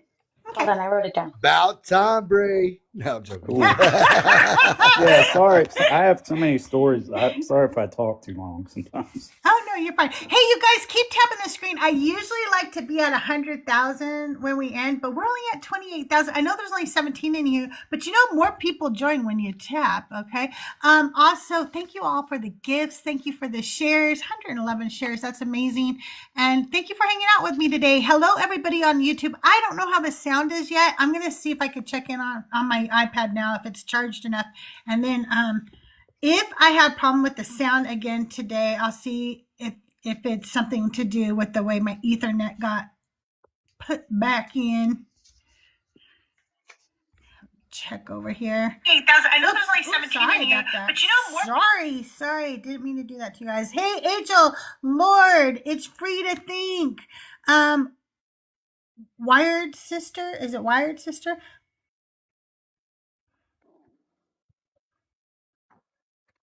Good to see you guys over on YouTube. And then I think I'm over up on the Deconstruction Junction YouTube as well. Let me see if you guys are over there. There we are. Hey, Silly Goose is over there. Joe is over there. Tahir, thank you for always helping me out over there. Good to see everybody. Okay, are you ready for your question? I'm ready. I'm ready for Bree's question. Testing. I guess. There we go. Yep, you're there. You're there, Bree. I'm kind of scared. Okay, so what authority do you appeal to when your moral convictions disagree with your faith? Hmm. Well, I'm gonna try if this makes sense. Right now I just go and I just trust my gut and I go by what I believe to be true because of all I've seen and experienced. And if God does exist and he's right, if you believe God exists, which I do, he's right here and he's honoring my decisions and I'm not a puppet being controlled. And if he's right here and I've been, this journey's been so long I've been on, and if he doesn't trust me now to make right decisions, and if I don't trust myself, then what am I doing, right? So, I mean, if that makes sense, that's kind of where I'm at. So I just act, I just trust my gut and whatever my instincts are. I'm not I going kind to of love trust, that, to be so honest. what Christians tell me I need to do. Because Yeah, I've I gotten love that. Thank myself you. far. Thank you. I appreciate you guys for bringing me up here. I really do. I think it was productive. Absolutely. I'm really glad you came up. It was very nice talking to you. And you're invited back. Anytime you come up, tell me. Don't forget I'm the friendly, okay? Yeah. So I don't Yeah. yell Have at an you. amazing weekend, guys. Thank you. Have an You amazing too. weekend. Later. Yeah. Happy And Valentine's I Day. will bye. if I Have can a ever great get day. these dang Thank you. You toilets too. clean. Send me You some guys, by the way, flowers. I do have a Discord server, and if you want, that link is in my bio.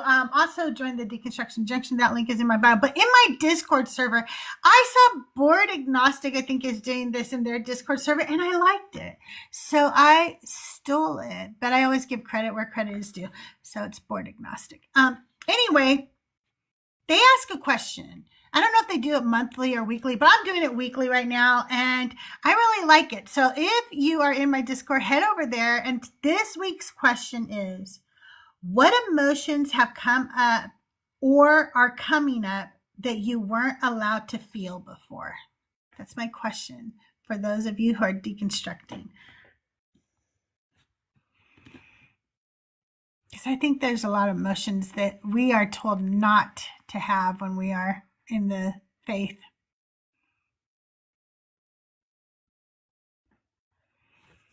Anger. Yeah, that's a big one, huh? That's exactly what I was gonna say was anger. Even though it says be angry and sin not, they really did not want you to be angry or even curious. Yeah, it's true. I feel like they only want what they deem as righteous anger, which isn't righteous anger is only righteous to those who agree with it, right? And so, Right. like, what me, you, and DC may view as a righteous anger, someone else may not. And unfortunately, especially when you're a woman in the church, it's almost always boiled down to you're getting too emotional. Yeah, for sure. For sure. Doubt is another one. You weren't ever allowed to feel doubt. Doubt meant that you didn't trust God. Doubt meant that your faith was waning. And that was the big, because, oh my God, don't lose your faith. Don't want to go to hell. Don't lose your faith. So don't doubt. Don't doubt anything. Mm, Being depressed was really facts. bad. It can be depressed because if you were depressed, that meant that you did not appreciate everything God had given you. Mm.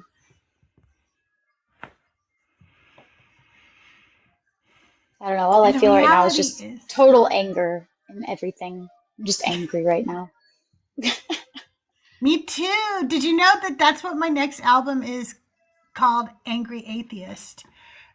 And so that's why I wrote, Cuntified and Block Me are both going on that album.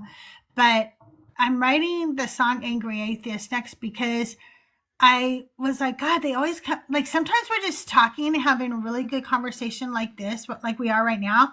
And people will come in my chat and be like, oh my God, they're so angry. And I'm like, we're not even talking about anything right now.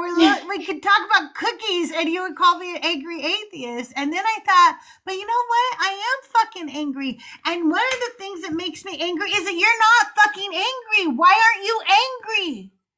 And then I get Yes. more Why angry. aren't you angry? Why are you not fucking angry? Ugh. Right. Okay. Yeah, so that's my next song is about that because I'm so fucking angry and I want to know why they're not angry. Like you, and like, here's the thing, you know, you guys come up here and say that you have objective morality from the God Most High. Okay. You come up here and tell us that it is not non-believers that are protecting the P3DOs in the Epstein files. It is you believers who say you have objective morals. That makes me angry. Hey, Nicholas, how are you today? My objective morality says we should bring out the wood chippers.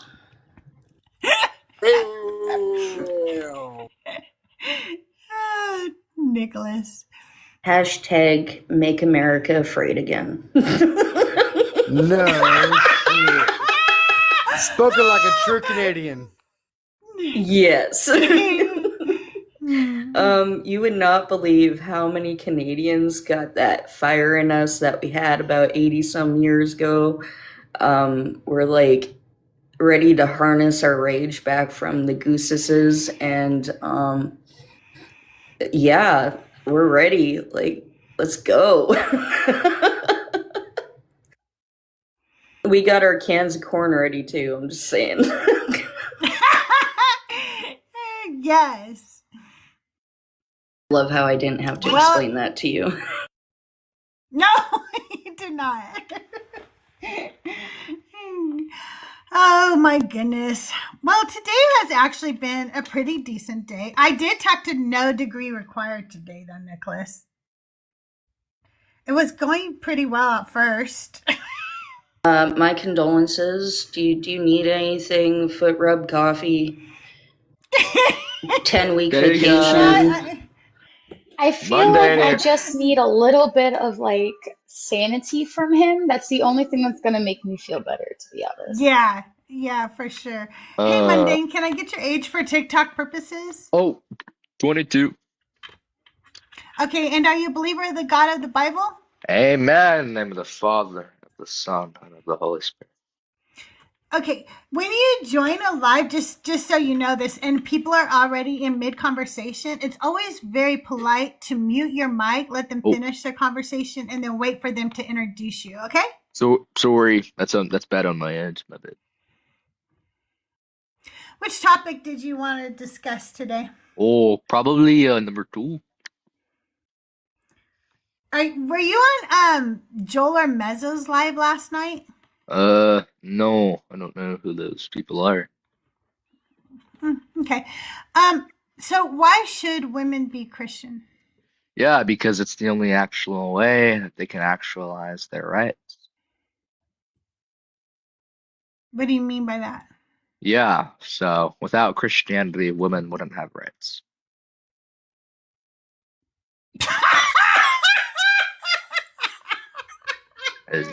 So,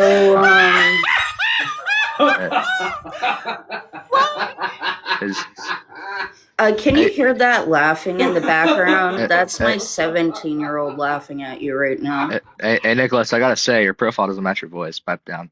Anyway. Yeah, it's genetics, right? So, well, no, hold on. Let me explain. So, genetics, right? Like, some of us are born with our father's voices. Some of us are born with the sound of a prepubescent boy. You know, we can't really pick or choose our voices. I mean, are you a man or a woman? I genuinely can't. Oh, I'm all man. I'm all man.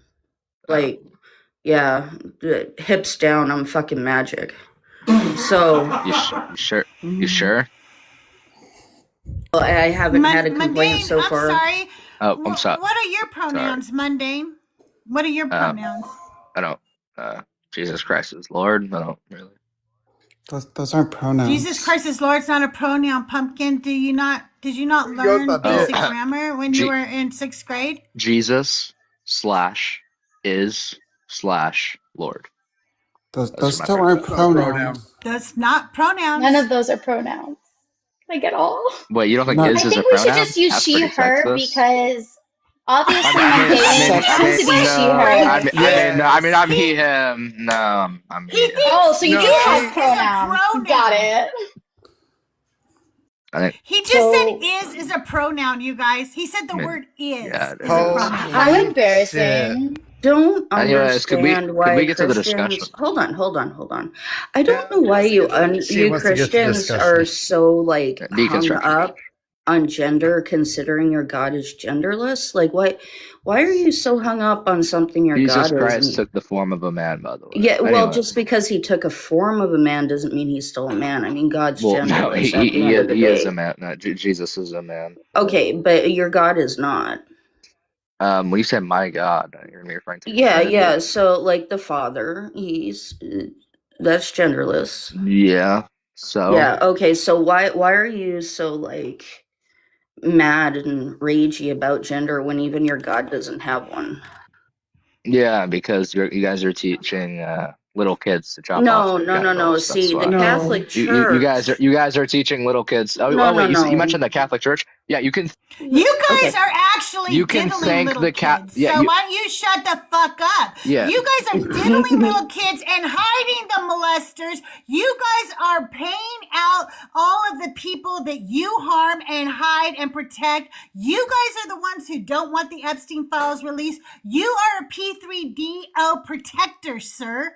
Yeah, you can thank the Catholic Church for all your hospitals and schools. Anyway. Well, Yeah, we can thank the Catholic Church no. for Great all kids. of the lawsuits. Actually, I'm gonna thank the the lawsuits middle. against No, what? no, no. Hold on. I'm gonna thank The those Catholic Middle Church, you Easterners. idiot. Oh yeah, Because you're gonna the- think is The course first you're gonna Middle think is- Easterners, course you're came gonna up think with it. the idea of a hospital. Same with China. So I'll thank them, but I'm not going to thank a Christian because, Yeah. yeah. I just came Yeah, up of Most with of course the you're gonna think hospitals near Israel. me are Seventh-day Adventists. They're not even from you, not the ones by me. They came from the Catholics. No, they didn't. No, they didn't. Yes, they did. You're such an idiot. Wow, you are so. Should we thank the deluded. Catholics for all the hoarding that they've done of wealth? Should we thank the Catholics for how they have been, how they did the Spanish Inquisition? Should we thank the Catholics for the Amen. slavery? Should we thank the Catholics? Amen. Amen. Get the fuck off my panel, you piece Amen. of shit. Somebody block No, Mundane, no, please. no. Let So, me like- know when you guys find him. His name's Mundane. Sorry, I just had a reflex to come Blocked. up when someone Thank does something like that to lovely people in my community, and like I just like reflex request. So like, hi. They do call you Hello. mother, right? Yeah, they do call me mother. So yes. It's really sad because I know they're projecting. They're projecting because I pull way more women than they could ever imagine. Meanwhile, they're still whacking off in their mom's basements, and You know, I But I I get know it. Told I me, pull a Nick, lot of that's for women. damn sure. Oh, did anybody? I need to send that to Fen. Did anybody record that? Record what? What just happened here? What, you recorded me I being have the straight? recording. Shocker. It's almost like I told you this whole time I'm straight. Send it to Finn. You're not proving anything. It's the all beard. recorded. It's all recorded.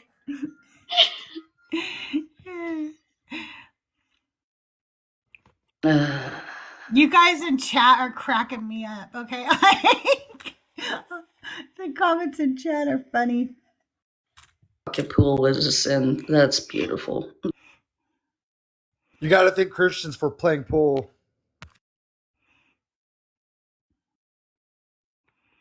Yep, you guys, a few announcements. So the podcast dropped on Spotify podcasts on Wednesday. I'll try to get it out to all podcasts this week. I have a lot to do, okay? I'm sorry. So I'll try to get it. It's called Anti Sermons, AUNTIE. If you listen to it, go give it a really good review because it's good, okay? Also, my album Ex Parte is out everywhere you stream music. I was on Girls Gone Godless, the podcast, and that drops on Sunday. So check that out on Sunday. And then Godless Engineer is going to be joining me live right here on Sunday, right after Atheist Sunday School with Mezzo at 11 a.m. Pacific time. And so join us here for Decon Q&A with Crystaljae. We tried yesterday to play Divine or Decline with Christians, but they don't want to prove that they have the Holy Spirit. I'll show you the background. You're going to love this, Nick. I'll show you the background.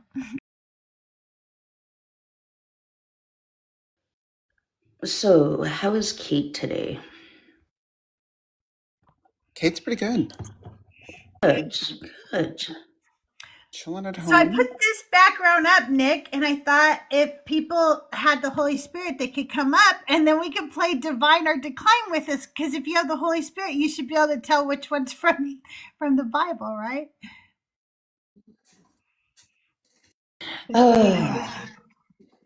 Yeah, technically. Technically, discernment. right? They did that one. Yeah. I don't know why they didn't want to play. So we just played the game up here ourselves, but do I vote for Christians? Do I have a choice in a Christian country? Do people think before they ask questions? No, they don't. I don't vote based on somebody's religion, Pumpkin, but no, I don't often have a choice because I'm in a two candidate, type of government system. So usually my vote has to go between a Christian and a Christian. And I wouldn't vote for somebody just because they're not a Christian, because that doesn't tell me anything about what they will or will not do for people. I vote for people who will help people. I'm pretty sure, Crystal, I voted for the Baptists. So last Spurgeon, presidential election. man to man here, don't ever call a woman a pet name. It is disgusting. Don't do that. Oh, it's because I called him Pumpkin. I didn't get that upset with him when he said it back to me. It's because I called him Pumpkin. And he's gone. Quick reminder, everybody, your primaries are coming up in about 2.5 weeks. You should have already registered to vote. Your general election day will be March 3rd, and I believe early voting opens up sometime next week. Vote in the primaries. Remember Don't make me Soros yell checks? at you. You'll only get those Soros checks if you take a picture of your voting stub. Oh, okay. Okay. And if you don't vote, I'm gonna start coming down harder on y'all than I have been. Yeah. I think Vote. Granted, this is just the primaries, so Nick, I would just wait till like November to come down hard on them. Oh, But- I'm gonna come down hard on both ways. But that being said, the primaries are the best time to try and dismantle this two-party system. The primaries is when you vote your conscience. The primaries is when you vote third party. Because at the end of the day, we can't change the system unless we're voting in every single election. Vote March 3rd. Thank you. That is my rant for today. That means in your city and your county too. And if you don't know shit about what's Vote going down on in your the city or county, ballot. go Learn something. fucking look. Vote all the way Also- down the ballot. I think March 28th, I think that's going to be No Kings Rally. I think that's going to be the next No Kings Rally. I think so too. Ooh. You guys go play my song out there. Go Look, blast it. I haven't missed an election, local, primary, federal, since I turned 18. And I'm W. 52, so how many is that? That's a lot. I don't think I missed an election either. I think I missed one, and I lied and said I didn't because that's how bad I felt that I missed that election. And I was a Christian though, because Christians lie. Okay, it's part of their job. They have to. So I never realized how much we lied as Christians. I lied to myself. I lied to others. Was when I told someone I would pray for them, and I forgot. Oh my God. You know how many times Christians lie about that? Come on now. They always say, I'll pray for you. And then they don't. They always say that. The biggest lie I ever told as a Christian was that I was praying before meals. I didn't pray one time. Oh my gosh. Not a chance. That's so funny. Oh, I don't know. I told a lot. Sorry, Crystal. No, go ahead. No, like that praying for a meal thing. Like, so you ever go out to lunch with a colleague, and then like food comes, and then they pray right before you eat. Yeah. Oh, that always that doesn't make me mad, right? Like they can do that, but it's just like, okay. That question actually came up on DC's Deconstruction Facebook page, and I said, I kind of just sit there and stare at my food until the inconvenience is over. Yeah. I just start eating. I'm like, fuck you. I'm hungry. No, Actually, I guess I've always done that. I think I sit and wait because now I'm trying to assess how I talk to this person.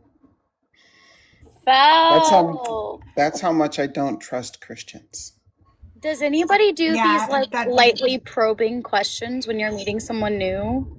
Where you're just like, yeah, that Kamala Harris girl is kind of cool, isn't she? Side eye.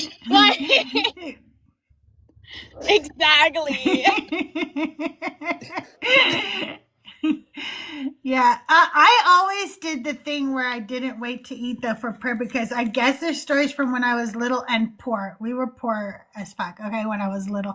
And they would give us something to eat or whatever, and they would all bow their heads to pray, and they got done praying, and I would say, more please, because I had already eaten everything while they were praying. Y'all pray too long. My food was gone already. Shorten them damn prayers up. My daddy's a Baptist preacher, okay? If I waited till he was done praying, I would never eat. At least the Catholic, like pre-meal prayer is pretty short. A couple sentences, My family, prior to my aunt passing away, we didn't do a prayer before dinner. Mom, what was that song Auntie Fee used to sing? And it was actually really pretty. It was a prayer, but it was sung. And I'm going to have to get a hold of my grandma. But we stopped doing that after she passed away. It kind of makes me sad. In a more like nostalgic way, Yeah, for sure. I totally get that. When my best friend was Catholic and I was Methodist, so we were basically the little odd couple of Christians hanging out together. And my mom didn't care. Methodists are lukewarm Christians. They're all going to hell. You guys need to know this, okay? And so my mom didn't care that I hung out with a little Catholic girl, but her mom cared that she hung out with a little Methodist girl. And we would get invited over to each other's house for dinner or what have you. And then one night I got invited to her house. Well, not one night. Many times I ate at her house. So I would always hear the Catholic prayers. And at that age, I had them memorized because, like if you hear them all the time, you're going to memorize them. So I would just say their prayers with them. But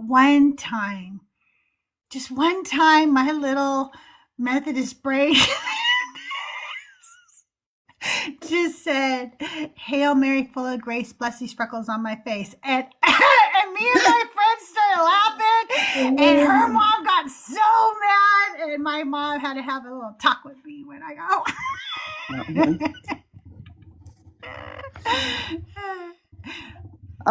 really quickly, the hot really rod. mad at me, huh? Yeah, like Yeah, really what is she so quickly, mad about? Hot Rod. Okay, so something I've noticed with politicians, you have the Christian politicians, and then you have the politicians that say they're Christians. We see that difference in Canada all the time with our politicians because it's kind of just like the norm to be like, yeah, I'm Christian. I don't think Harris or Obama are actually in the Christian category. Harris was Baptist. Yeah, Baptist. yeah, I don't. There's something about her though that it's like I feel like it's not a smokescreen, a face. You know, a face. Wait, what is? Okay, we're gonna play a real quick game that DC and I came up with yesterday. So I'm gonna show you a piece of artwork by an atheist and then by a Christian. Okay, and we're gonna rate them. Okay, so this is by you can't see it all. Wait, this is by an atheist. See, it's like a little brass apple. Yeah. That's by atheist. Everybody from 1 to 10, rate the atheist piece of art at your leisure. Everybody, you could just tell us. You guys on the panel can just tell me what you think. What is it again? I just see Move to the side again, real quick. It's like a little brass apple. A little brass apple. Oh my gosh, that is amazing! Actually, I know the leaf details. I think it's are kind of beautiful. pretty. Yeah. Yeah. What do you guys think? In the chat, drop your numbers. Give it a rating from 1 to 10. 10 being the best, obviously. And up here, I'm giving it a everybody. What do you guys? 7 for DC. Bree, what do you think? Nicholas, Kate, what do you guys think? I was gonna go about 7.5, 8. Okay. I'll give it a 6. 6. All right. And DC said 7. Bree, what do you think? I'm not gonna lie. I saw my friend at my kid's preschool. I don't know what we're voting on, but We're just talking about what this is a piece of art by an atheist artist, and we're just rating it 1 to 10. I mean, I think it's kind of ugly. So like 3. Okay. Shut the non-believer. Yeah, but what about not just aesthetics but technique? Because I rated mine Here's more a on Christian technique. one. And it's blurry. Of course it is.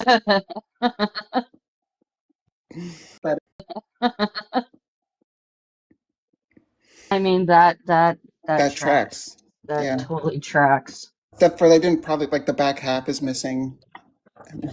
Probably, or it's hollow because they forgot his stuff. It won't let me show you the other pieces. Let me try to get at least one. Hang Oh on. no! This sucks. It's saying shucks. It's saying they're not big enough or something. The joke? I am not going to make the joke. You already did. Make the joke. All right, here's this Oh one. my gosh. What the hell are you? Okay,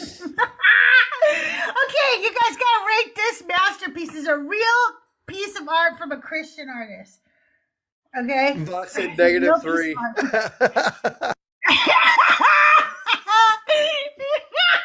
I'm sorry. I have some really good ones, so I'll try to fix the resolution, and we'll play this again next week when I'm live because I think these are funny. I mean, I have a bunch of them actually, but I can't get them all. I'll out. give My it- favorite piece of Christian art. I'll give it a 2 because the hands and faces actually look like hands and faces. But he gets docked point for Jesus being white. So So one. Okay. So one. It's a Why one. does the I little could- boy the little spoon? I just don't like it at all. I'll give it like a 0.5 just, yeah. because they put labor into it. Just a little credit. Okay. All right. I think They I colored agree with inside the 0.5. lines. Let me see if I can pull another one up. Better.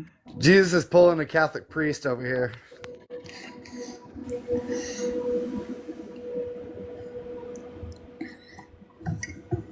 This is my favorite one. What is happening? Gosh.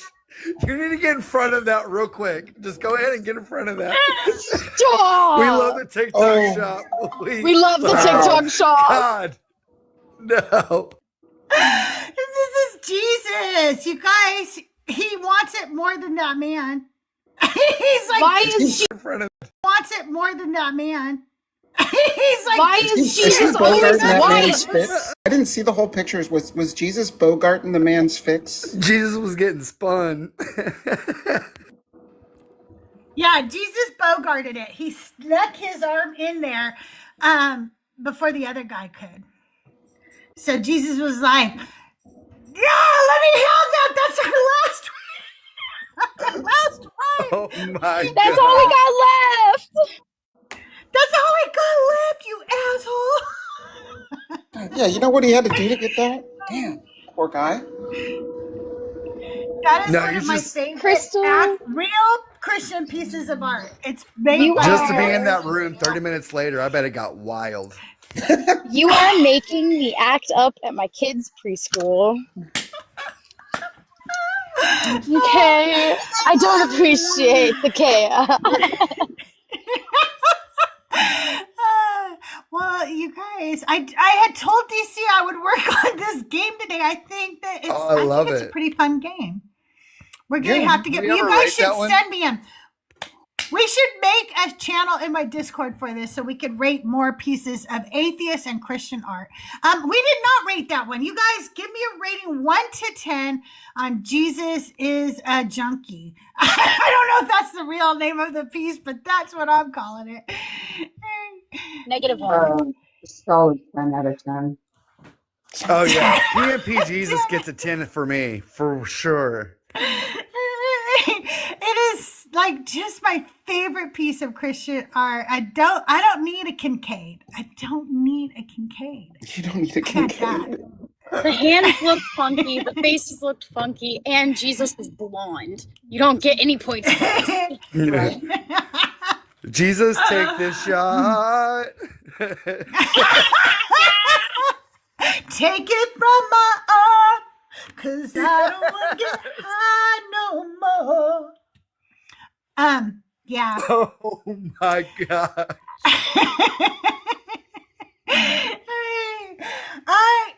I actually expected that a lot more of you had seen that before. I'm really shocked that none of you guys had seen that before. It's just one of my favorites. Anyway, you guys, we're going to be finishing up in about 20 minutes. If you want to come up, you could be a friendly, you could be a Christian. If you are a Christian, I want to know, do you have the Holy Spirit? And we're going to play a little game so we could see if you do have the Holy Spirit. This guy said in chat, how's she going to be able to know if we have the Holy Spirit if she doesn't have the Holy Spirit? And I thought, silly man, I know how to test the Holy Spirit. I know how to do that. I love it when Christians tell Because me I'm I a can't witch. discern the text because I don't have the Holy Spirit. I'm like, you're right, I have an extensive commentary. Oh my gosh, my exactly. friend. Hey, Vice, welcome to the show. Can I just get your age for TikTok purposes? Hi, Bree, we're 27, right? Yes, we're 27. We're 27. Awesome. And Ace, welcome to the show. You've been here before. Welcome back. Welcome back. I'm playing rabbit holes. Oh, are you going down your research rabbit holes? I am. Is that my fault? Yeah. No, so I wrote down the Artemis of the temple of Artemis, and then I went to the next deity, which was Asclepius, which led me down many rabbit holes, because I ended up writing the original Greek, which it got translated into English, but the original Greek Hippocratic Oath.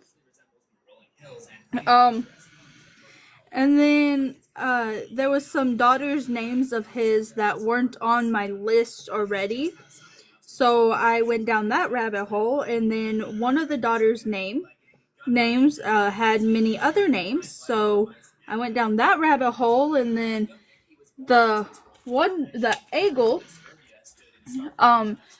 there was multiple deities, multiple different characters with that name, so I went down that rabbit hole, and then some of them have brothers and sisters, so I go down that rabbit hole because I don't have those names. And then, places is a whole different story. So, yeah, I'm going And then you down went to rabbit China. hole. So many I've already did. talent tunnels. Holy, holy, holy. Oh, wait. God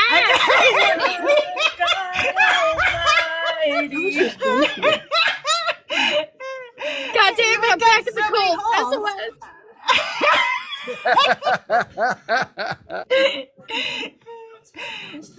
SOS. So yeah, that's currently what I'm working on because I'm doing a week on, week off, so that way I don't get burnt out on one topic. So this That's week good. it's the pantheons and then whatever rabbit hole I end up down, because obviously rabbit holes happen when you're searching and then you find like names of places and you want to look into the place, or you find like on my list I have the ancient hospitals because they were called sanctuaries of Asclepius.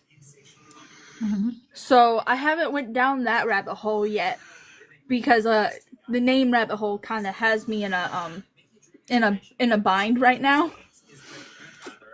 Oh, wait till Ace goes down the Mesopotamian rabbit hole. Ace is never going to come back out of it. But I just wanted to say, wait a minute. I thought that mundane guy said that we had to thank Catholics for hospitals. Damn. No, Yeah. absolutely not. Yeah. Asclepius is actually the ancient Greek.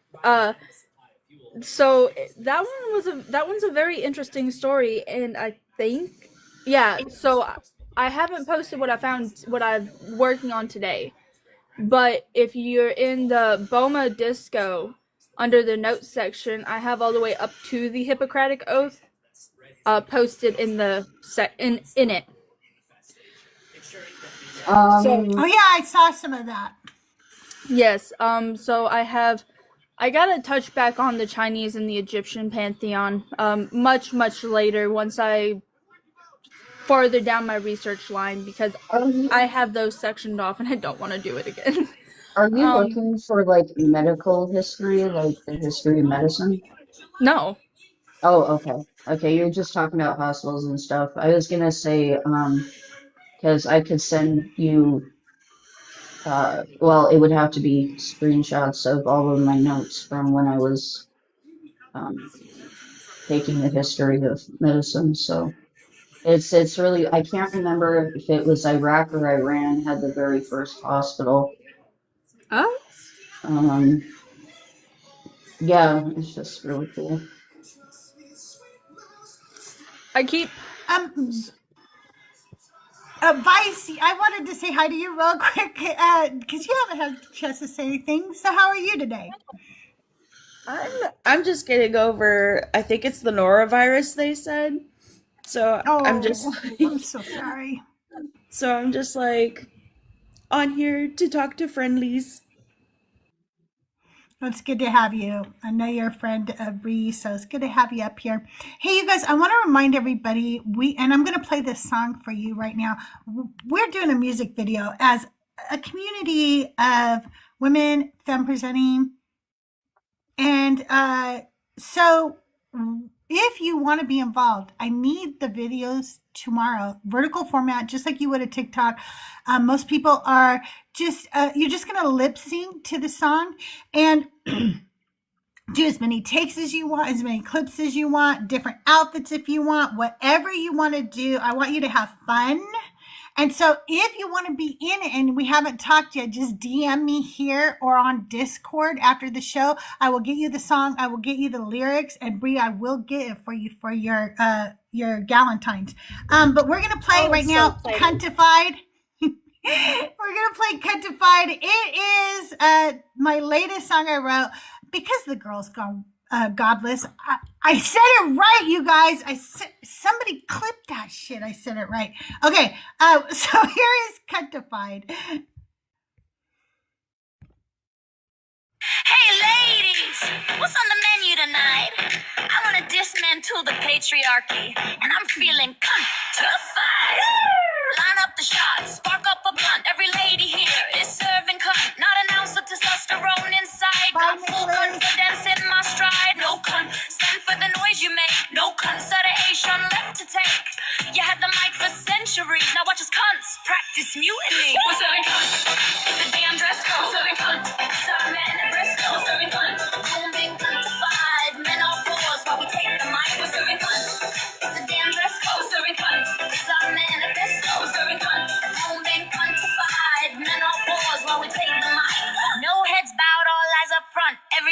here is serving cunt. We playing ooh, no, reverse and flipping the script, taking back control like an icon. I'm bitch. No consent for the noise you bring. No consideration for fragile kings. You had the power, had everything. Now mama says it's time to cut the string. We're serving cunt. It's the damn dress code. We're serving cunt. It's our manifesto. We're serving cunt.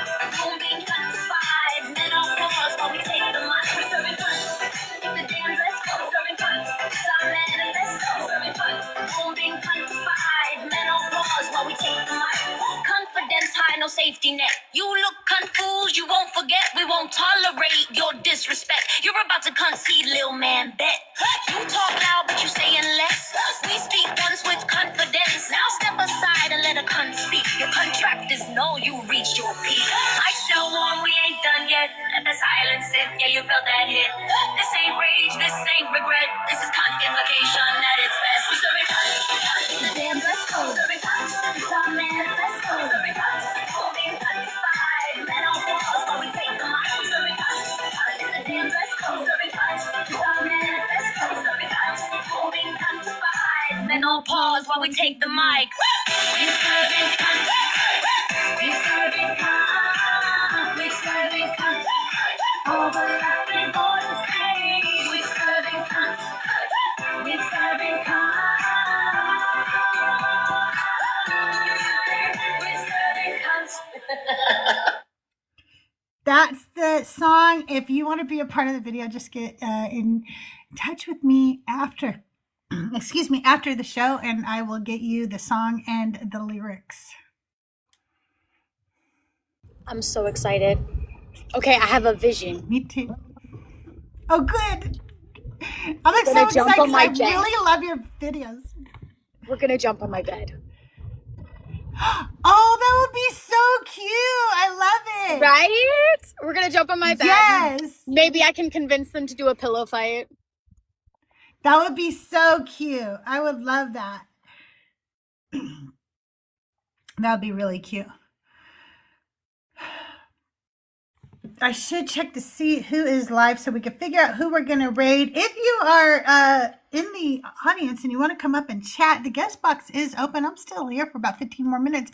I want to know whether you have the Holy Spirit. Christians tell me all the time that I cannot possibly understand the words that are in that Bible because I don't have the Holy Spirit. I'm not really sure how Christians become Christians if you can't understand the words in the Bible without the Holy Spirit. How do they ever become Christians? That confuses me. But more than that confusing me is the fact that, love you too, is the fact that you guys say that and then you can't tell whether the scripture comes from the Bible or not. And that's what we're going to check. Can you tell when the scripture is really from the Bible?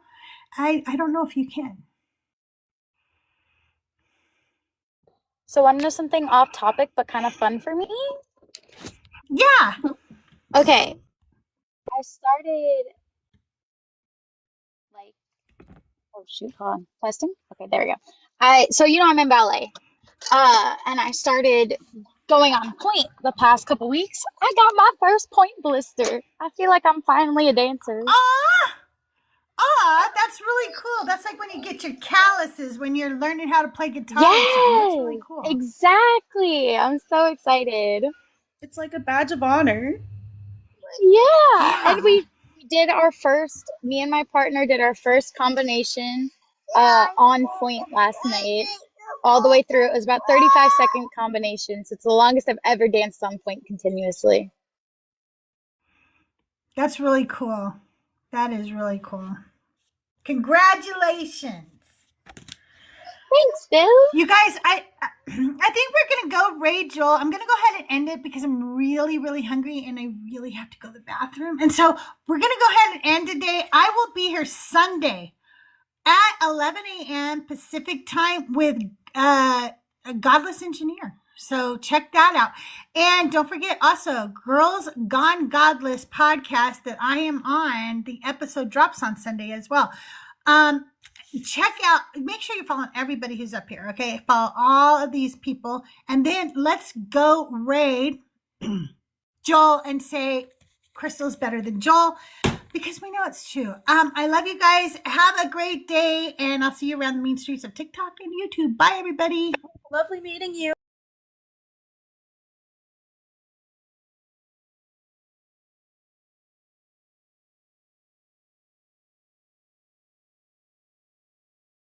Other one. So no matter what we try to model it. Yep. I mean, yeah, bro. I'm not like disagreeing with you, and that's why I don't understand why you would go to insults towards me when I'm literally genuinely asking you questions, and I'm just telling you what I see.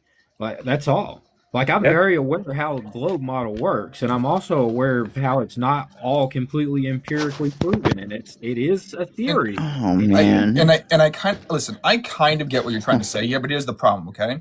You can't say that you understand how the globe works if you then say I don't believe in it. It does not make sense.